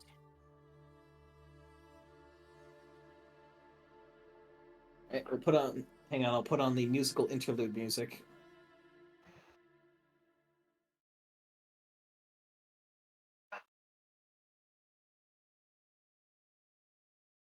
Balgoris. Charming the hose. Yeah, it's really hilarious. Just instantly after finishing, you're done. You decide the first thing you do is bust out the violin. Hey, Balgoris needs he got a drink. He got a brothel. He doesn't feel like fighting right now. Somber warriors don't need to fight anyways. What is this photo? Credit card declines. Tattoo artist holding a cheese grater.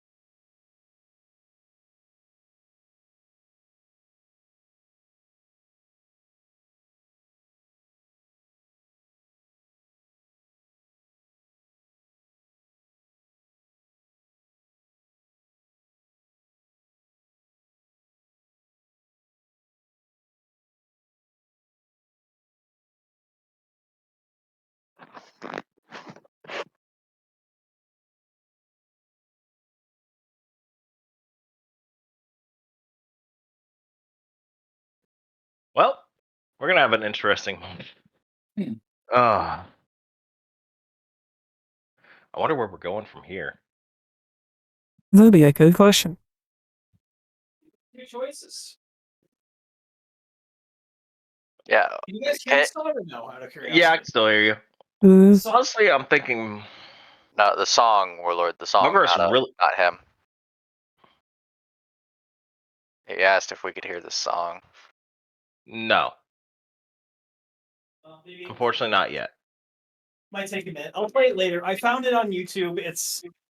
Apparently it's very popular on TikTok right now. It's hilarious. It's great. Oh It's not god, of very course good. it is. oh boy. My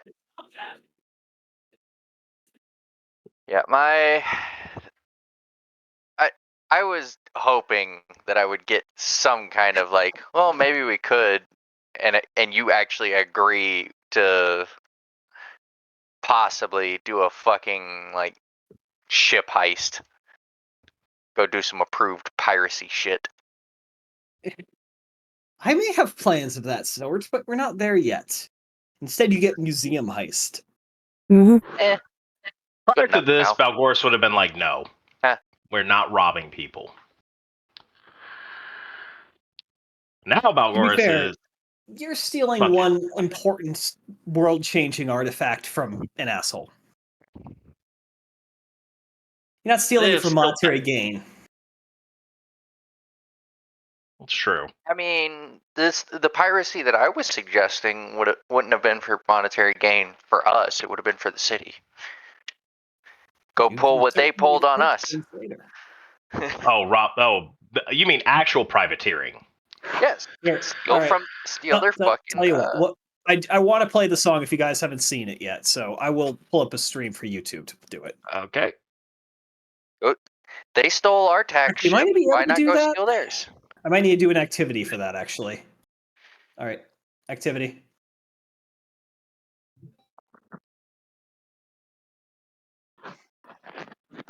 I think you guys will like this. It's got animation. Don't mind me, I'm just following my cruise missiles as I'm going to attack a factory. Ring, make it, ring, girl, make it. Apartment 2B? 2B! She's. Ghost, you should watch this too. And Weya absolutely should, 'cause she'll love it. I'll tell her. Hold on. Hey, go watch Exile's stream real quick. Not my stream, the activity. Oh, activity. She had to step into the kitchen real quick. She's doing something. I don't know what. Like a woman. This, I will say, after I heard the song, it was stuck in my head for a couple days. Oh dear. That's another one of these. Blasted into my face. Okay. Alright, I'll wait for Ghost. Hold to on. win. Yeah. Give her a moment. Oh no, I think I know this song too. Yeah. The video was only put out 2 weeks ago now, so. All right. All right. It has my primary audio. All right, we're just waiting on Weya.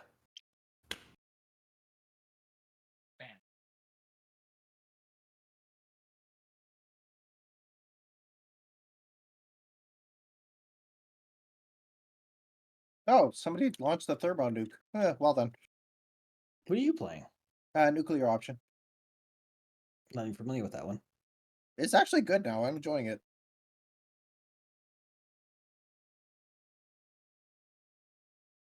Okay, I'm here. What? Do what now? Watch Join the activity. Join the activity. Shard class destroyer, prepare to die. Wobbly gentleman came in, his footing was unsure. Mustachioed and handsome, and his clothing touched the floor. He was no man at all, he was 3 kobolds in a trench coat. One's on the bottom, strong as he.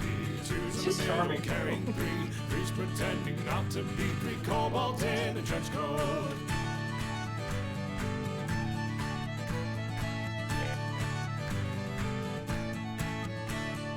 One day when the maiden was out on her nightly stroll, she got lost in the forest and was set on by an owl.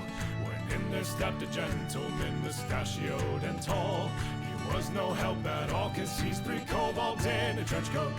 One's on the bottom, strong as he. Two's in the middle, carrying 3. Three's pretending not to be 3 kobolds in a trench coat.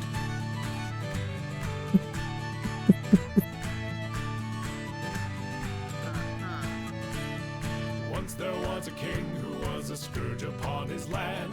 The citizens all wished him dead, his rule they couldn't stand. One day he just fell dead on the pavement by no hand. He happened to have died next to 3 kobolds in a trench coat. One's on the bottom, strong as he. Two's in the middle, carrying 3. Three's pretending not to be 3 kobolds in a trench coat.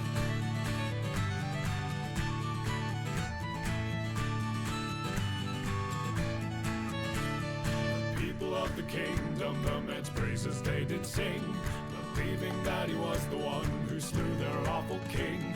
Put on his head a crown, into the throne they did him bring. But little did they know he was 3 kobolds in a trench coat. One's on the bottom, strong as he. Two's in the middle, carrying 3. Three's pretending not to be 3 kobolds in a trench coat.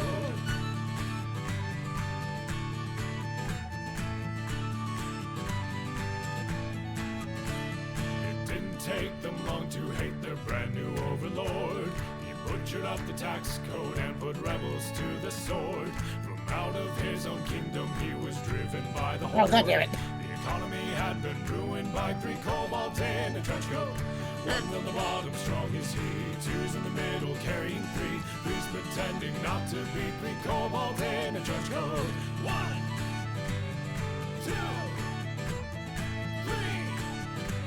3 cobalt in a trench coat. And if you're wondering how I sing three-part harmony, when I am just one man without another to be seen, I'm sure the most observant of you already have gleaned that I am not a man, I am three cobalt in a trench coat.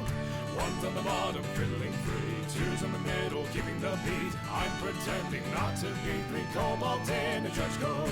We're pretending not to be three kobolds in a trench coat. That was stuck in my head all week. I had to make you guys. One's on the bottom carrying three. Yeah. Three Madonna- kobolds in a trench coat. Madonna's fucking It's prayer awesome, right? Stuck in my head all fucking week. Oh, probably will, yeah. It's so charming. Yep. The guy who made this actually has quite a few like D&D theme songs, and he has a whole series of Vox Machina like tribute songs. He's got one for each character. It's pretty good. Nice. That's cute. Here, I'll play his most popular song, which is from 4 months ago. While we wait for hockey to return, more or Where less. are you going? Or maybe a better question is, Again, I get saddled with fucking shrimp. Fuck off. Yeah, this is the guy who said.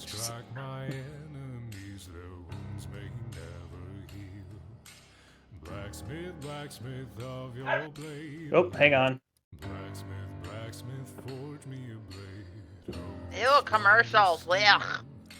Oh, are they still commercials for you guys? No, it's done now. Finally. I skipped it just now. I was able Okay. to. Here we go. I'm busy. I can't alt tab because I'm trying to fly a dark star trying to land.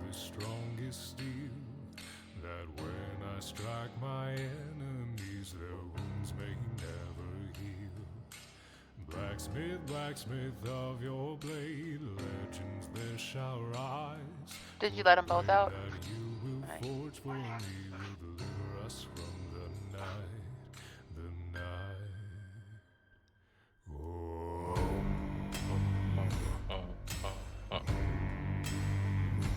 Sounds like Dwarven music. Strike, turn, hammer and burn. The Yep, called blows it. teach and the fires burn.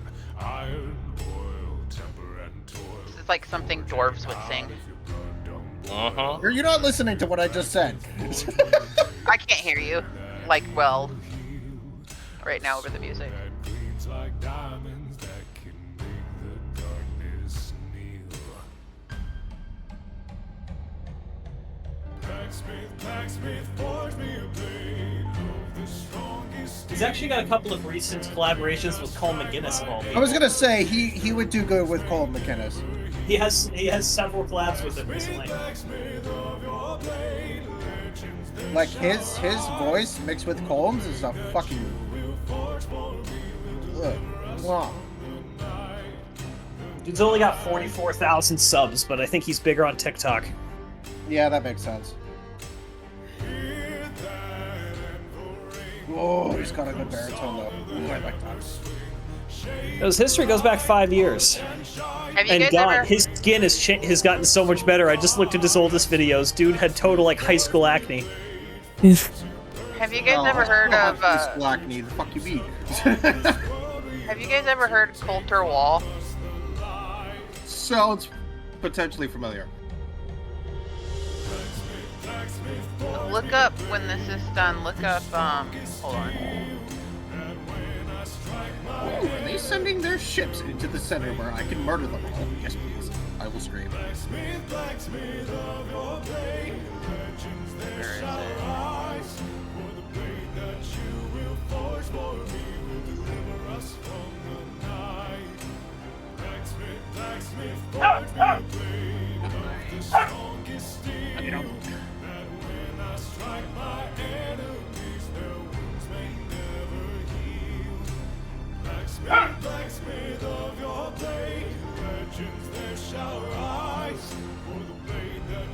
When you're done with this, pull up Coulter Wall. You know, you can add your own songs to the queue. I don't know how to do that. Time to learn. I was gonna say pull up Coulter Wall sleeping on the blacktop and tell me what. I don't Sleeping normally on the listen to blacktop. country, but his voice is really good and his Sure. music makes me want to I'll like. add to the queue. We're still waiting for Hockey to get back anyway. It makes me want to play Red Dead Redemption 2 whenever I hear his music. Cool. There we go. It's next up after this. That's a really good song. All right. All right, time for another story. Let's go. Then I come back and grab nuclear bombs.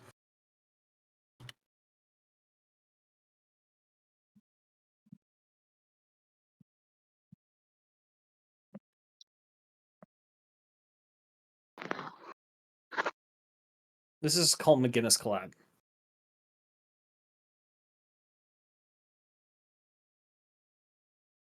Ooh, that's good. That's good. Mm-hmm.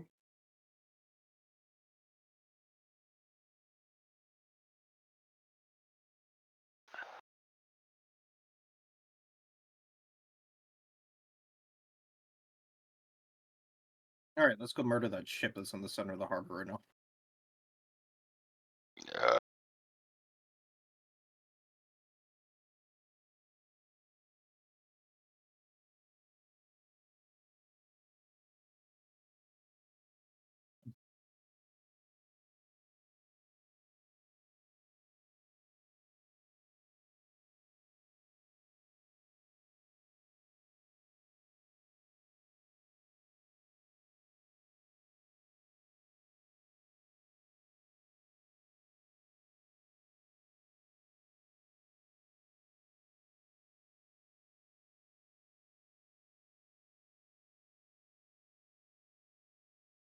I want to make something good, like deep fried shrimp. Ooh, that's good. I like that. Maybe I'll do that. I don't know if I should make it at night though.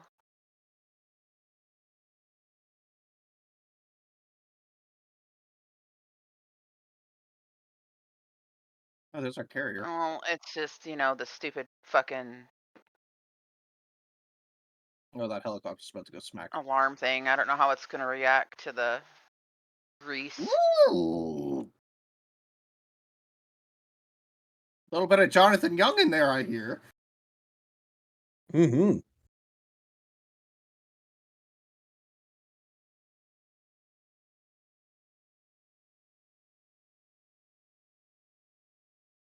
See if they intercept my missiles. I doubt they will.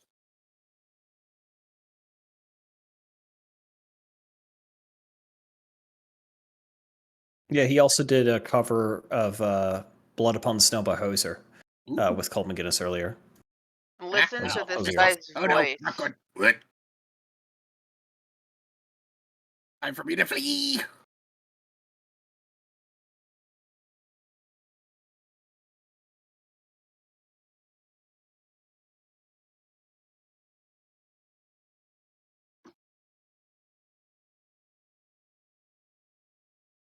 Oh, thank God I lost it. Okay. Oh, here they go. They're about to hit the ship. Get fucked, nerd.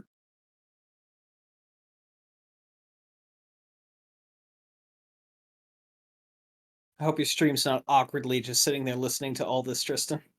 Bonk. No, after the first one, let's see, I know it as a music thing. I'm pretty sure it was most definitely copyrighted. This probably is. This is an album cover, so yeah, this has to be. It says Vivo on it. It's copyrighted. Then and refrain from copyright material. Yeah, no, there is a reason that none of the songs I put in my music rotation are like aggressively copyrighted. Some of them are technically copyrighted, but they're fair use. Oh, I'm sorry. I didn't even think of that. That's why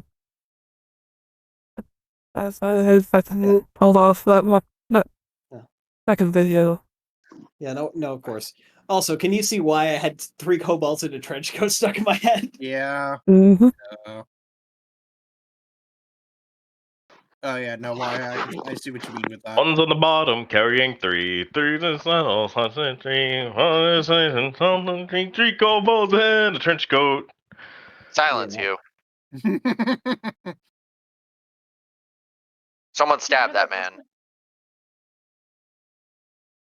I bet you're wondering how I'm singing this song in perfect harmony. Baby shark doo If you doo doo wonder doo. how I sense no, the no. harmony, That one doesn't bother me. I am just another, not Ghost another hates it with a fleeting passion. thing. Murder yourself. Send the dog on her. My doggies love me. They're mama's babies. Yeah, that's the bad part. The dogs will never attack her. They'll attack me all day long. Yeah, no, I see what you mean by wanting to play Red Dead Redemption when you hear the song. I absolutely agree. That's lo-fi copyright free music. The sound of eerie background. All of it on hockey. I don't know why. Oh, because I have YouTube Premium. That's why it's allowing. Can't you just pause your stream during the? He would have Yeah. to turn off all audio. Yep. Alright, let's go kill this AA that seems to be hiding out here. You going to die today? How do I turn this off?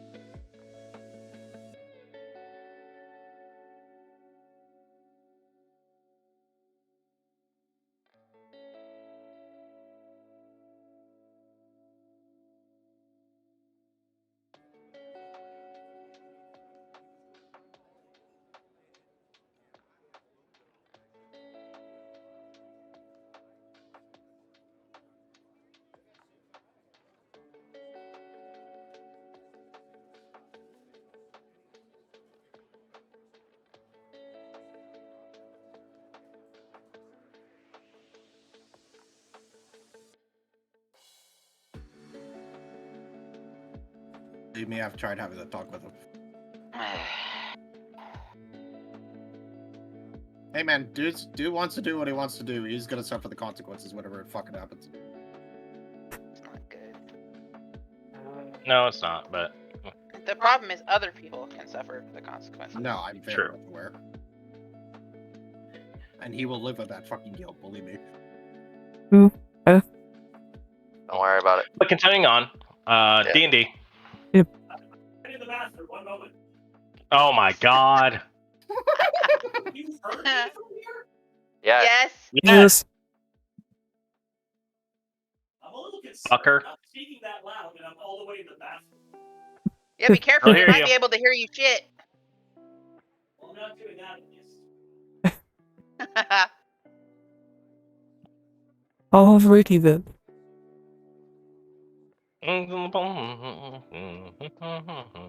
Oh Lord. I feel like you're gonna be having that all week. Yep.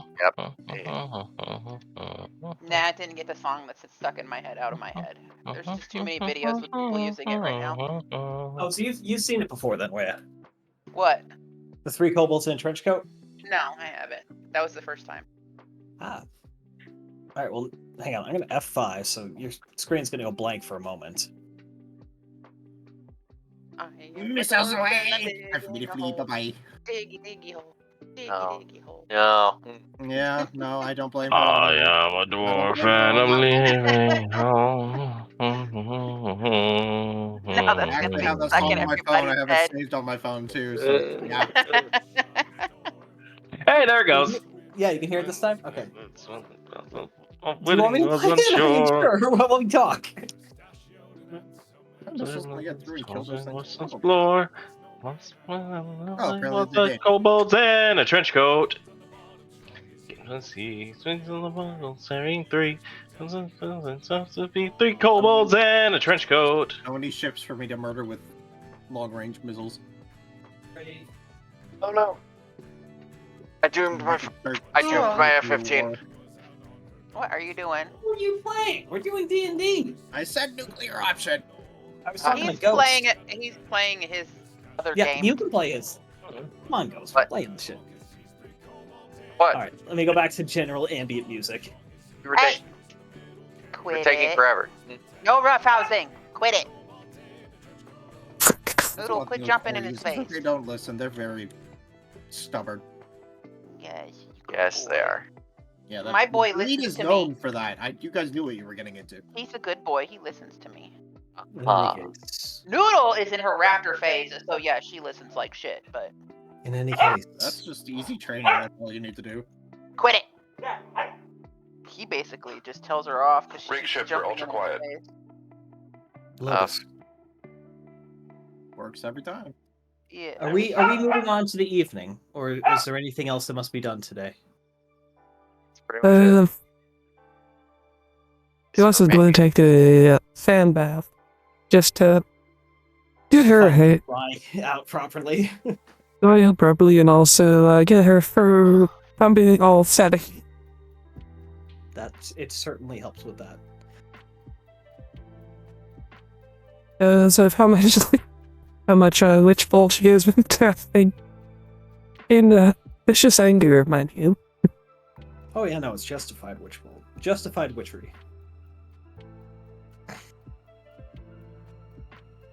I'm gonna adjust my mic sensitivity because it shouldn't be picking me up in the other fucking room.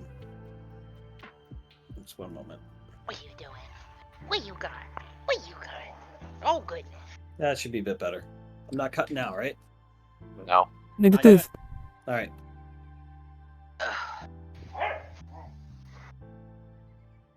Dusk soon falls over the city of Gerdon. Malgoris returns back to the tower, a little pep in his step, a few hours later. No, there's no pep in his step. He's just... Sorry to override. He just needs a little bit... Just tried to de-stress. Not less than doom and gloom, and more just gloom. Our resident edgelord. I'm not trying to be. God dang it! It's funny when it's the paladin. That's so atypical. I like it, but it's also the warlock. When the warlock makes sense. Yeah. In any case, Vampire paladin. due to the eventful nature of your day, few of you made it out without wounds of one kind or another. Two of you with rather significant wounds, for that matter. Sleep comes to you quickly.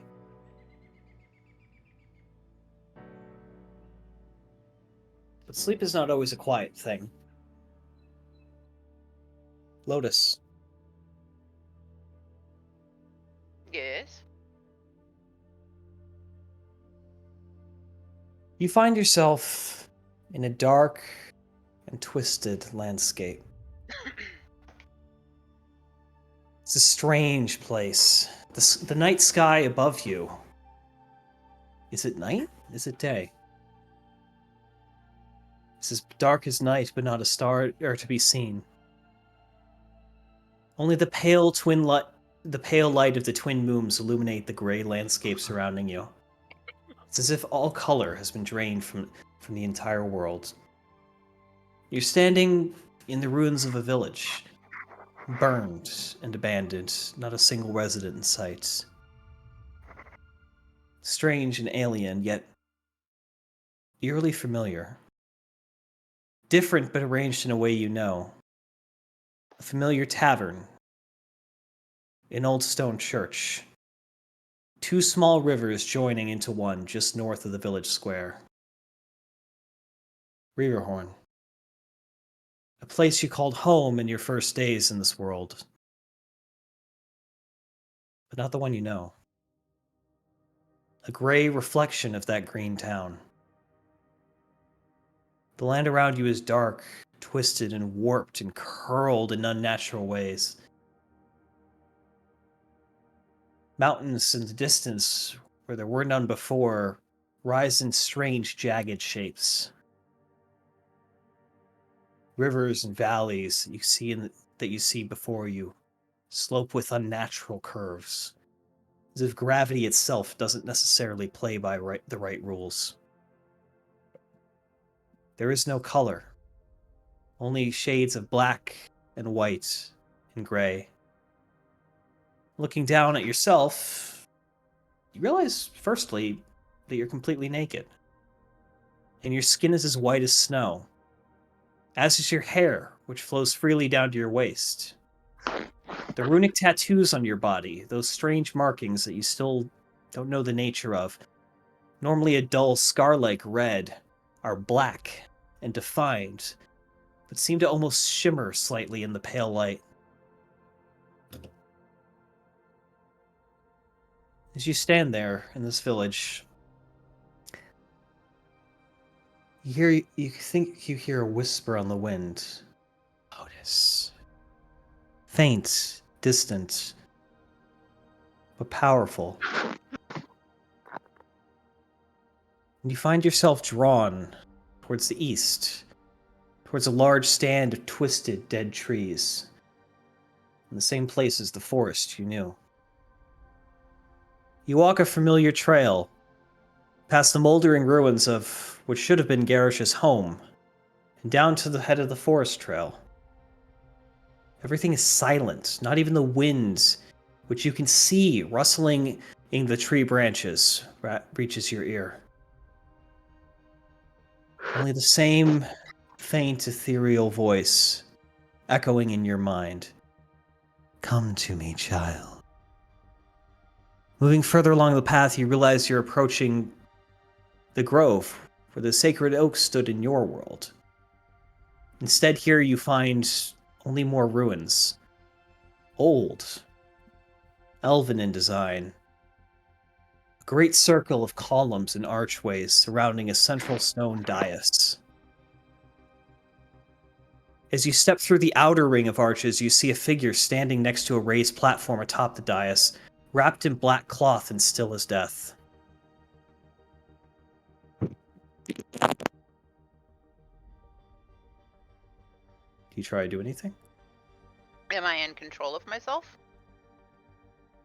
To some extent.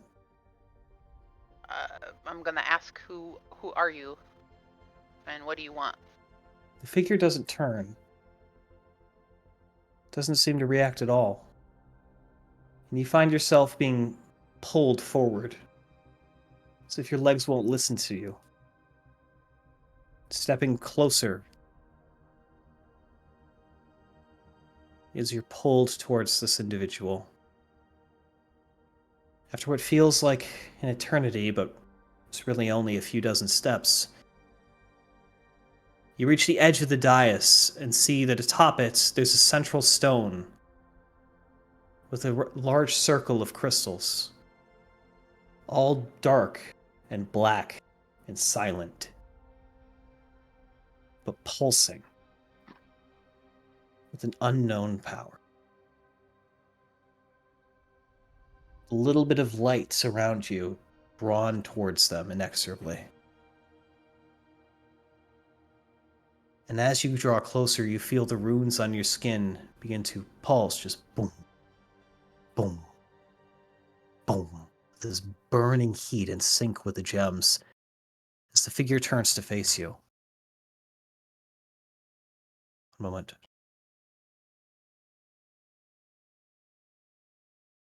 You see an elven woman. Hang on, lost my place. You see an elven woman, her eyes an unnatural purple, the first true color you've seen here.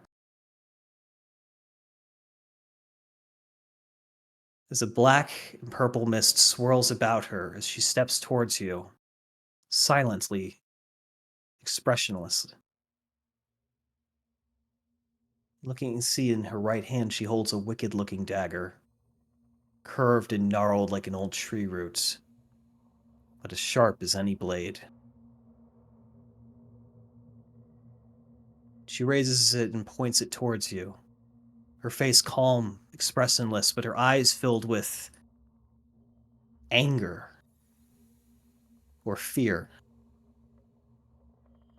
No matter what you do, your body refuses to listen, and you find yourself laying down on the altar, your limbs spread in the shape of a star, as 100 other figures, each clad in black robes and unseen faces, stare at you from around the circle where they were not before, hands outstretched as if in prayer, chanting in a tongue a part of you knows but the words you cannot comprehend. The woman stands before you, chanting in sync with the others, eyes mad and glazed over, where she looks down at you, tears streaming down her face, and plunges the blade down straight towards your heart. But right before it hits you, your vision goes white and then green. A brilliant flash of iridian light and the scent of an old oak forest, before the world goes black again. And you awaken with a start, drenched in sweat, your heart pounding in your chest as if you just ran a marathon. Safe, but alone, in your room here at Zill's Tower.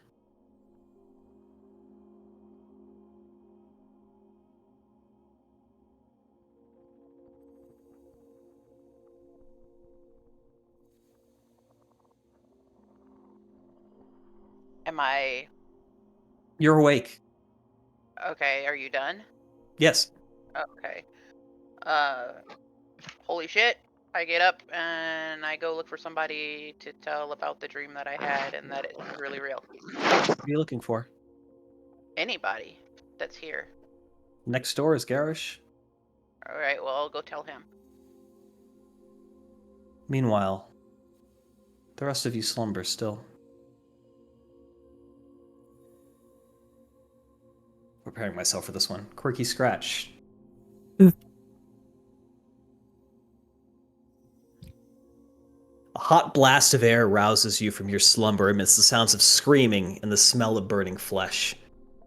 Your body tenses and you find yourself suddenly on your feet, claws out and ready to fight. The air around you is thick with smoke, and the burning embers singe the tips of your fur and sting your lungs. You're standing in a city under siege. Before you can gather your wits, another blast rocks your body and sends you tumbling to the ground. Blinking the sand from your eyes, you see a house in ruins with unnatural fire pouring out of it as a group of Pantheran, which is like Leonin, warriors clad in unfamiliar armor pull the still smoldering corpse of a Tabaxi woman out of the wreckage, while another tries to desperately comfort a screaming child no older than 5. You hear an unknown voice shout, "The southern bastion has fallen! Evacuate all civilians to the temple! Move!" You hear the booming voice as a Tabaxi warrior clad in golden armor with a red mantle barks orders, causing a surge of cats in civilian clothing of all colors and sizes to begin rushing down the street, away from the loudest sounds of battle, while the warriors still present follow the unknown leader in the opposite direction. Amidst the chaos of the stampede, you find yourselves running alongside the civilian populace, ducking elbows and leaping over those who fell, unable to continue. After what feels like an hour but can't have been more than a few minutes, you find yourself before a familiar structure.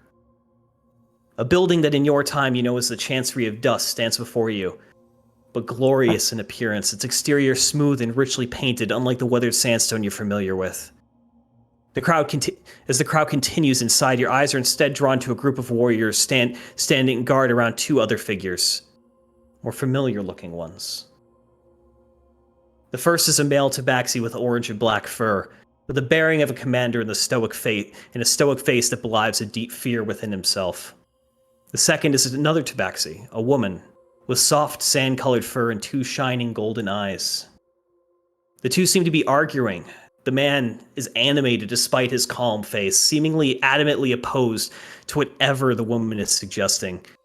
Creeping closer, you almost lose sight of them amidst the dust and sand swirling about in the updrafts of the fires raging in the city below. Once in earshot, you do hear the woman speaking. "Adamant, we've already discussed this. You know this is the only way." "I cannot leave our people to die with the shadow at our gates. Our fate is sealed, just as that of all the citizenry and all your brave warriors. We are destined to fall, and no power we can wield can change fate. If their sacrifice is to mean anything, then we must ensure the children arrive safely." The man seems to freeze, almost recoiling back into himself under the piercing stare of the woman. As she bears into him, her voice echoing with an unknown, yet familiar power. After a few long moments of silence, the man lets out a frustrated scream of anguish and throws his sword into the ground. "Then keep the fire from me until I can complete the ritual." "That I can promise, my love," the woman says, stepping closer to him and handing 2 tightly wrapped infants to him with a teary expression. "They will defeat the shadow, but only when the time comes when fate can be unmade." You see the woman take off running down the hill, her form seeming to swell to twice her size as she lets out a great roar that hammers into your mind with a sense of hope and comfort overlaid with fear and terror. while the man says a short and somber farewell to his escort before running into the chancery, holding the 2 swaddled infants in his arms. The sand around you continues to rise and swarm, stinging your eyes and reducing visibility to almost zero. It is through this haze you see the outline of another figure. You think it's a tabaxi, but you can't make out the detail as this relentless storm swirls around you. Save for the eyes. The left one blue, the right an unnatural gold, ringed in orange fur. A great shadow falls over the land, and you look up in time to see the sun eclipsed by some massive creature, before a great wall of fire rains down from above, smothering everything. You waken suddenly not in your bed where you'd fallen asleep, but in the dust bath in the washroom, the door ajar, the first hints of pale morning light seeping through the window of your bedroom. That's a nightmare. You get a deep sense that you've seen these figures before. In the same vision And also, you've had ruins under the sands. And also, a similar power. A very similar power from before. Indeed.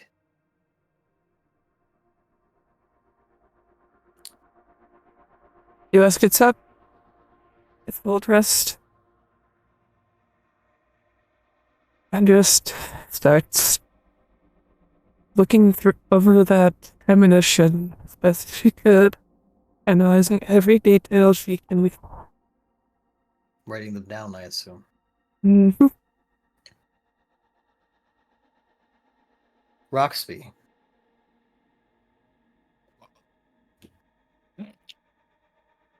Are you here? Yeah, I'm here. You too awaken to the sounds of distant battle, the clashing of steel and war cries. Who's that? AJ. Hey, KJ. You too awaken to the sound of distant battle, the clashing of steel and battle cries. You open your eyes and see a sky completely alien to you. Unfamiliar and colorful, with drifting clouds of illuminating gas in every color and hue of the rainbow. Sitting up, you see you are atop a great stone fortress, seemingly impossibly large and ringed by a vast ocean of emptiness.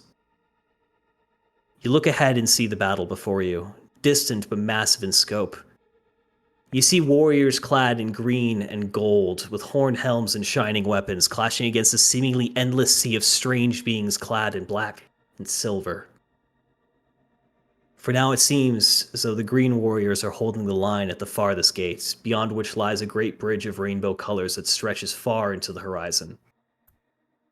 As you rise to your feet, your eyes are drawn to a great serpent-like creature which flies above the battlefield, harried by a swarm of winged warriors clad in shining gold. The figure is losing as another, much larger figure joins the fray, and you can feel the clash of thunder as a hammer strikes home and the beast falls into the mass of foes below.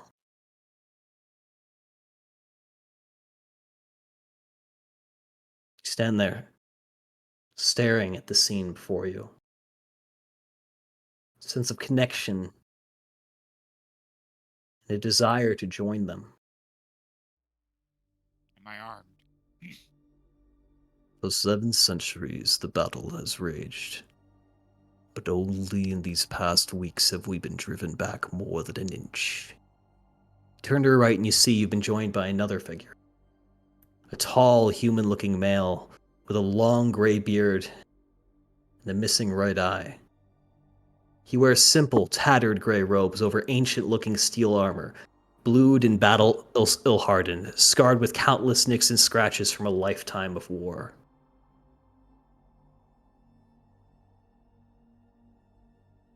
Listen.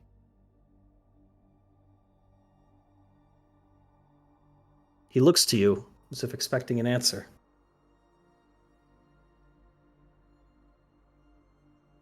What can I answer? I have no clue. You can answer with a question. Oh,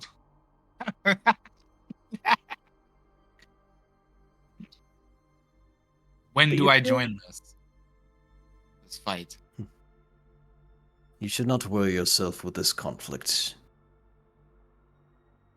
You cannot change it. Nor end it, young bloodied one. Your battle is far closer, far more pressing. You know us. You know our oaths. You know we will never abandon this ground until the end of days. And those days are not here yet. Our people suffer, but they are strong, and their warriors will rise up against this old foe. Those who fall in the battles of your world join the honored ranks of this war. Each of their sacrifices strengthens our lines and keeps us in this fight. Only when the last of the faithful fall will our time come and Ragnarok be upon us. I understand. I will continue to do what's best for mine. I know. Not all have risen to stand and fight. Others have fled. He says, kind of a somber look about him. Either too weak of arm or will, it matters not why they flee. Only that they remain true to their faith and find sanctuary elsewhere in your world. Many have headed along your way as the Norns foretold, and thus your task remains unchanged. Our people are trapped in fear. You must remind them of their strength. They will need it in the days ahead. I drop to our knee. Be their shepherd, Rocks. Of course. Be their shepherd, Rocks Balderson. Be the champion our people need. And you actually awaken kneeling on your floor beside your bed, your holy symbol clasped in your hands. Unlike the others, yours is a pleasant awakening.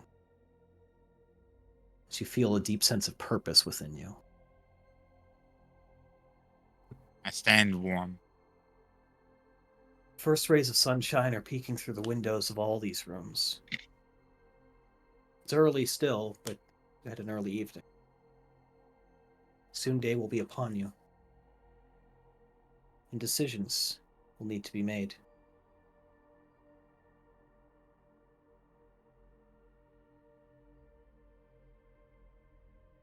The scene's yours. Well, after a short prayer, I'm going to have a smoke 1 second. Good dream.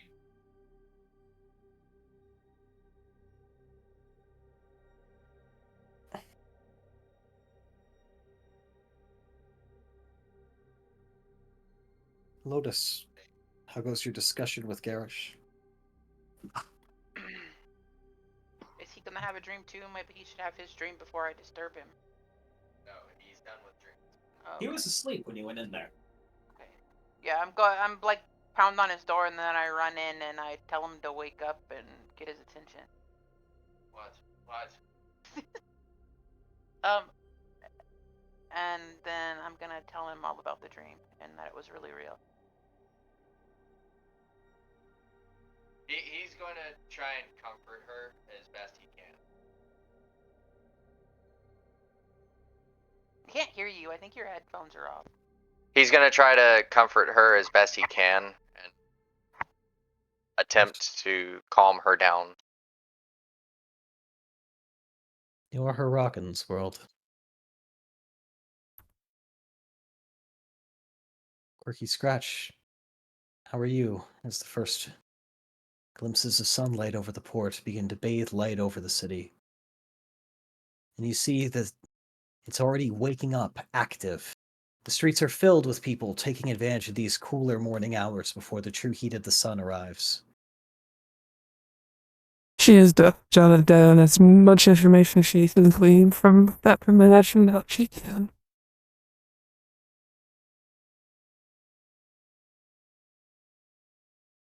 He knows that it is the cost, despite there's a structure that the country uses. The city you saw was very little like the city you know today. The no cost of this era is A glimmer, just a glimmer of what it once was.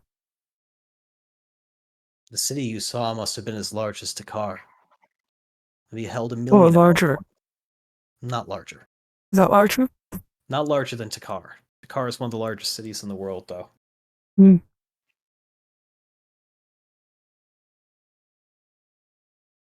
You know that before the butte that Nokas sits on was once part of level ground. Once part of a great, fertile valley on the river. But time has worn it away. There's little left in this day. And you described what that shadow, like, it was just a massive, dark thing. Moving, organic, and black as the darkest night.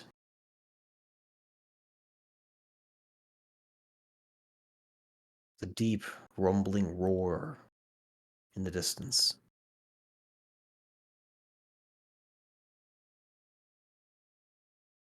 This music's getting a little Mass Effect-y.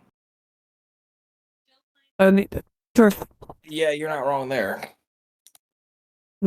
I hope you didn't know that. My dog has gotten to the point where I was sitting on the table. I went to visit my parents today. She climbed up on the tape on the bench I was sitting on, climbed up on me, put both arms on her shoulders, and was trying to make out with me. And I'm like, God damn it, Casco, give me some privacy. He missed you. Oh, she does. I know, mean, it's that's- so sweet. Oh. Both me and my Almost makes brother my moved heart out beat. within 2 weeks of each other. She's missing the human contact. Poor baby. Hello. They were staring right at the camera. Hi, Blue. The puppy. Oh, you're Yes. so jealous. Yes, you're a jealous boy. And Arr. I knows about Blue before. Yeah. Mine was still very much a puppy when he went up there. Well, Blue was very much of it. Look, he is very old, much older. Maybe a couple more months. Yeah. That is. The day is yours. The rest of you, not yet woken up by interesting portents, begin to rouse.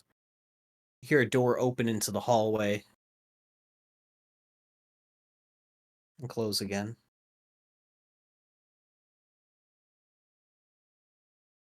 And you soon rouse from your slumber by the smell of bacon frying, slowly drifting in from outside.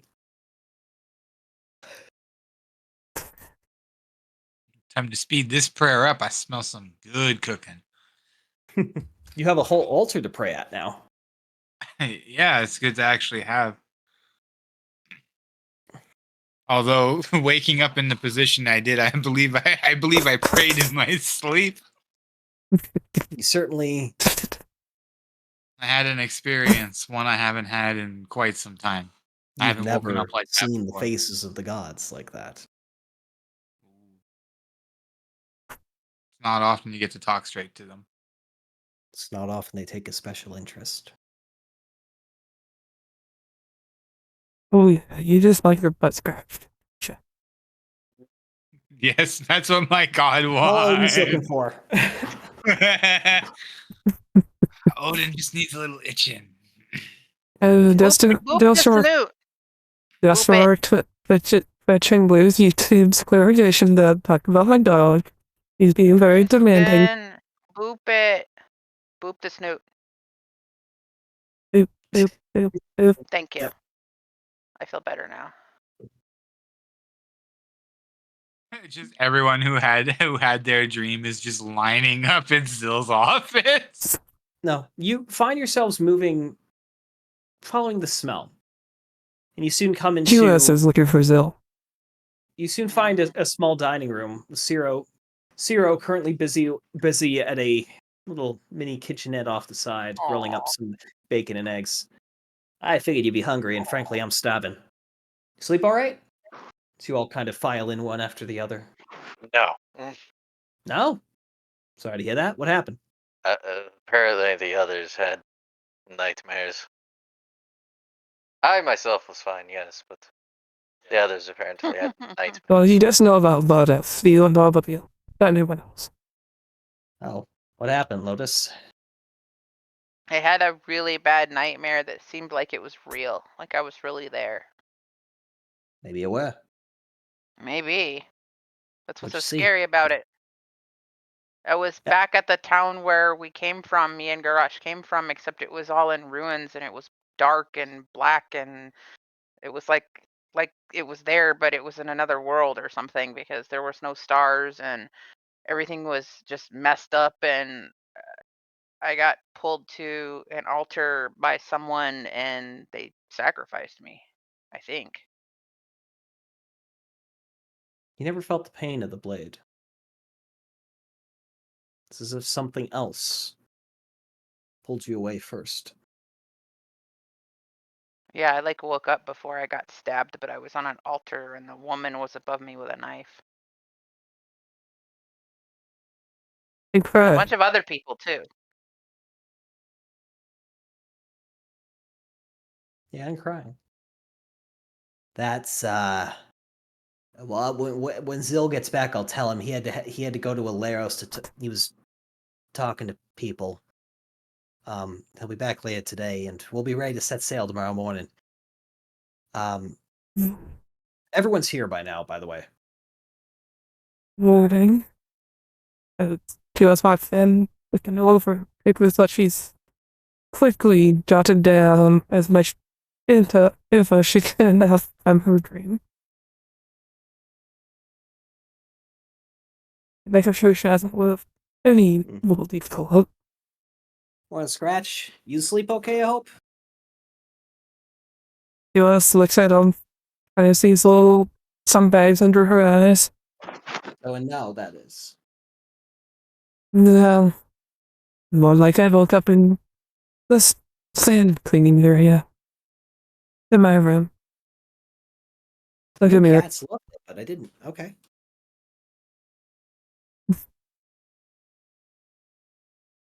What about you, Balgoris? You had at least a relaxing evening, I hope. You doing okay? I am doing better. Glad to hear it. How's the hangover? Non-existent.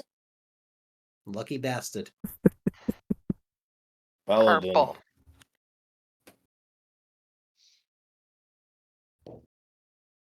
Purple was the only color. Purple. What was purple? The woman's eyes was purple, and there was purple mist around her. That's weird. Yeah, I honestly have no idea what to make of that. That's a little above my pay grade, I think. I think mine was maybe a little more interesting. Also, not at the same time. Did you die in it? Did you get I stuck in an didn't. altar and sacrificed? Oh, I didn't die, but a lot of other people did. Oh, one of those. And also a little bit of clarity, I guess you could say, about what I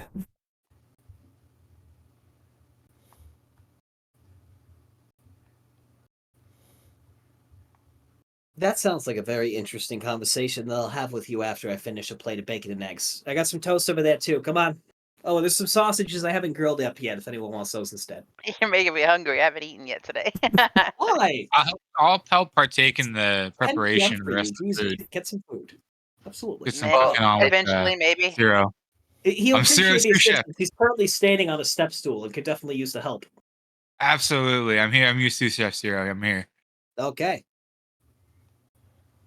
I'll turn some burners on and grab a So pan to get it frying frying. up those tomatoes. We're gonna have a full English over here. Not full Oh, English. sure, absolutely. Full Incarian.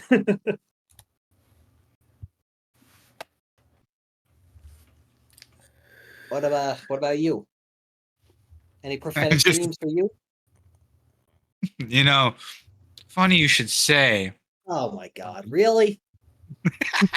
By the I'm gods, just, what?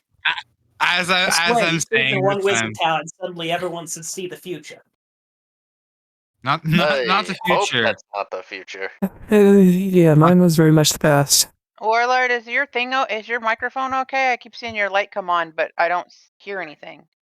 Oh, it As might be. as I Oh, it finish might just cutting be up the picking up tomato, any random sounds. I switched over to the studio mic. Okay. I'll place down the knife and turn to him and say, "But I believe my God believes that we are on the right path." I'll take that vote of confidence. As I continue with prepping some more food. Now, there is a question about that. He says as you kind of all gather at the table. What path are we on? Because where I see it, we got two possible destinations. We can go to Sumar, get that relic back, or, well, steal it. Let's be blunt, it's real. Or we head to Durmshard.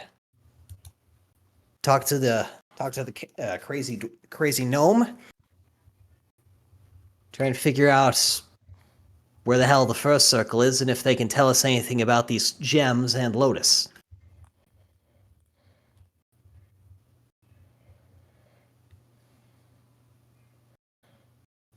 Got some questions there.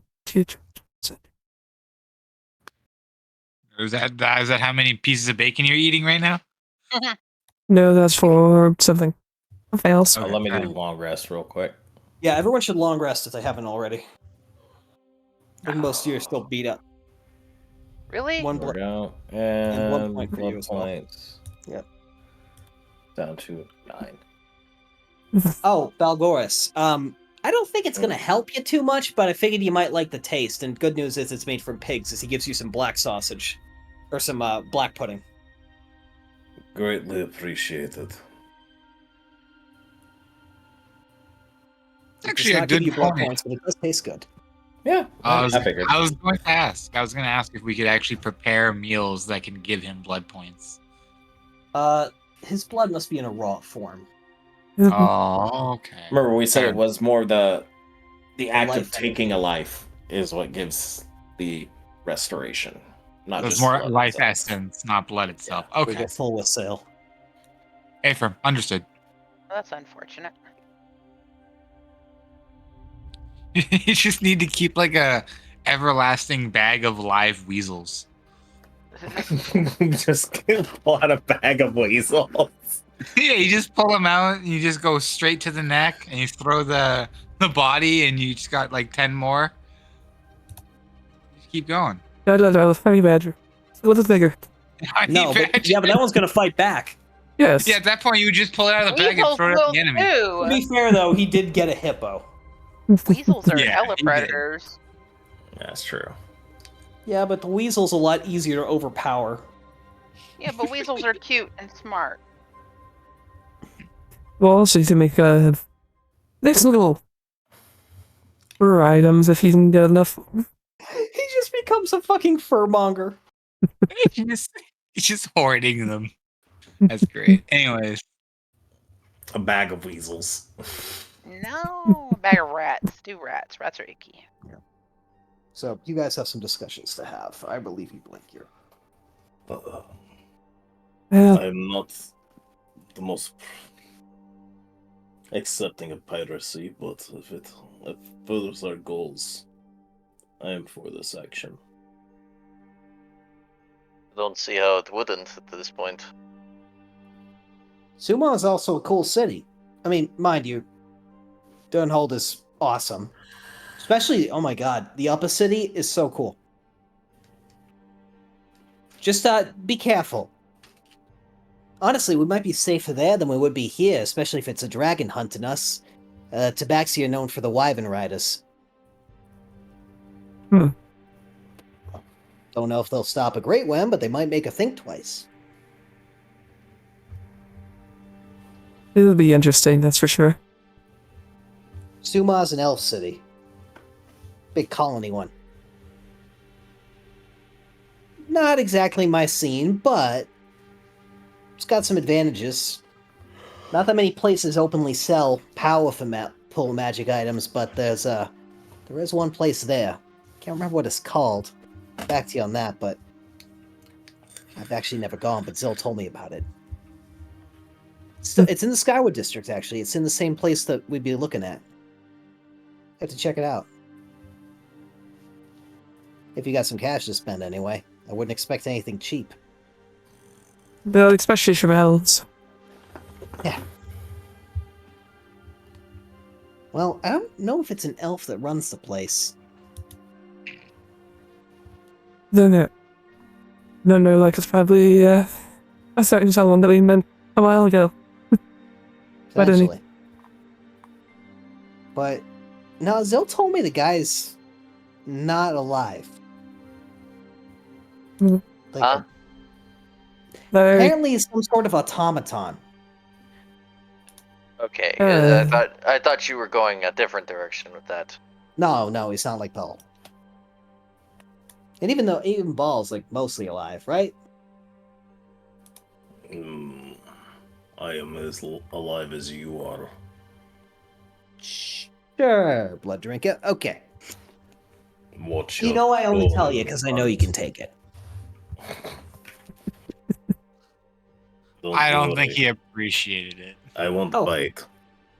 Bash. In any case, about a week's sail, maybe a bit longer depending on the weather, to either place. About equidistant as long as because we're gonna have to go around Three Sisters anyway, unless you want to deal with pirates, which I frankly don't right now. Unless you run into the same captain and that ship, that would be just as fast as us.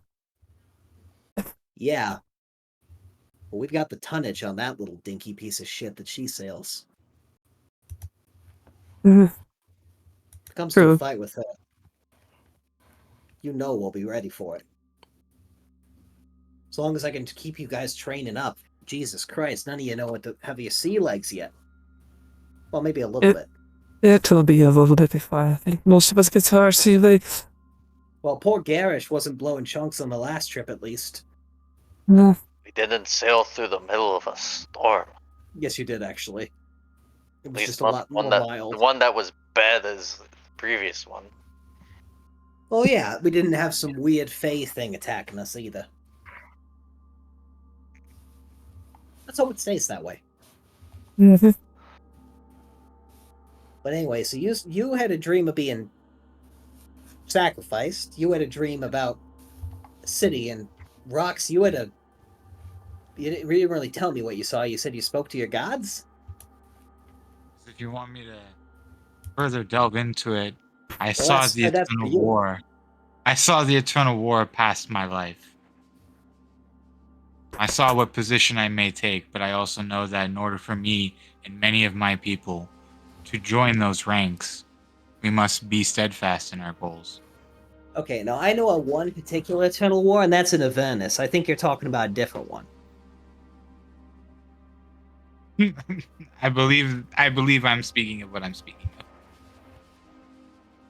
That statement doesn't tell me anything. Where were you? The best I It's could called- distract. It's called. What? You know what it's called. I do? What do you think the place you saw is called? Ragnarok? Valhalla. Asgard. Yeah, exactly. You were in Asgard. You were seeing Ragnarok. He wasn't seeing Odin was Ragnarok. fighting. No, he was fucking, in the halls of Valhalla. Rock. Yeah. It was Odin was fighting Jormungandr. Yeah. And I was seeing the battle itself taking place. Okay, now that's cool. It's definitely a sight. But I know that what my lord was at least trying to press on to me is that we must continue in our goals, continue to do our best in fighting for what is right, so that we all may, in our own ways, like, enter our Valhallas. I know not everyone's going to be in my character's belief, of course. Now, I am not exactly an adherent to your faith. I Fall Saloon, actually. Saluna, but, I respect Really? that. Why the fuck not? I believe all find their Pantheon to their choice. Exactly. You get a selection, you get choose. It's great options. And some not so great options, yet people still go for it. Who the fuck wants to worship Merkel? But people do it. Weird. Who wants to worship Bull? Power fetish. There's that I can see that one a little bit more than necromancy. Or Bane. That's just you are dick personified. But there's so many nicer gods and goddesses to worship. As we're all having this lovely discussion, I'm finishing up preparing breakfast tacos. Where'd you find tortillas? I mean, actually, tortillas would be very common here. You absolutely would find tortillas. Yeah. Street tacos are very common here because you have a lot of Mesoamerican food. They are both corn and flour tortillas, in fact. Sounds yummy too. Dish up.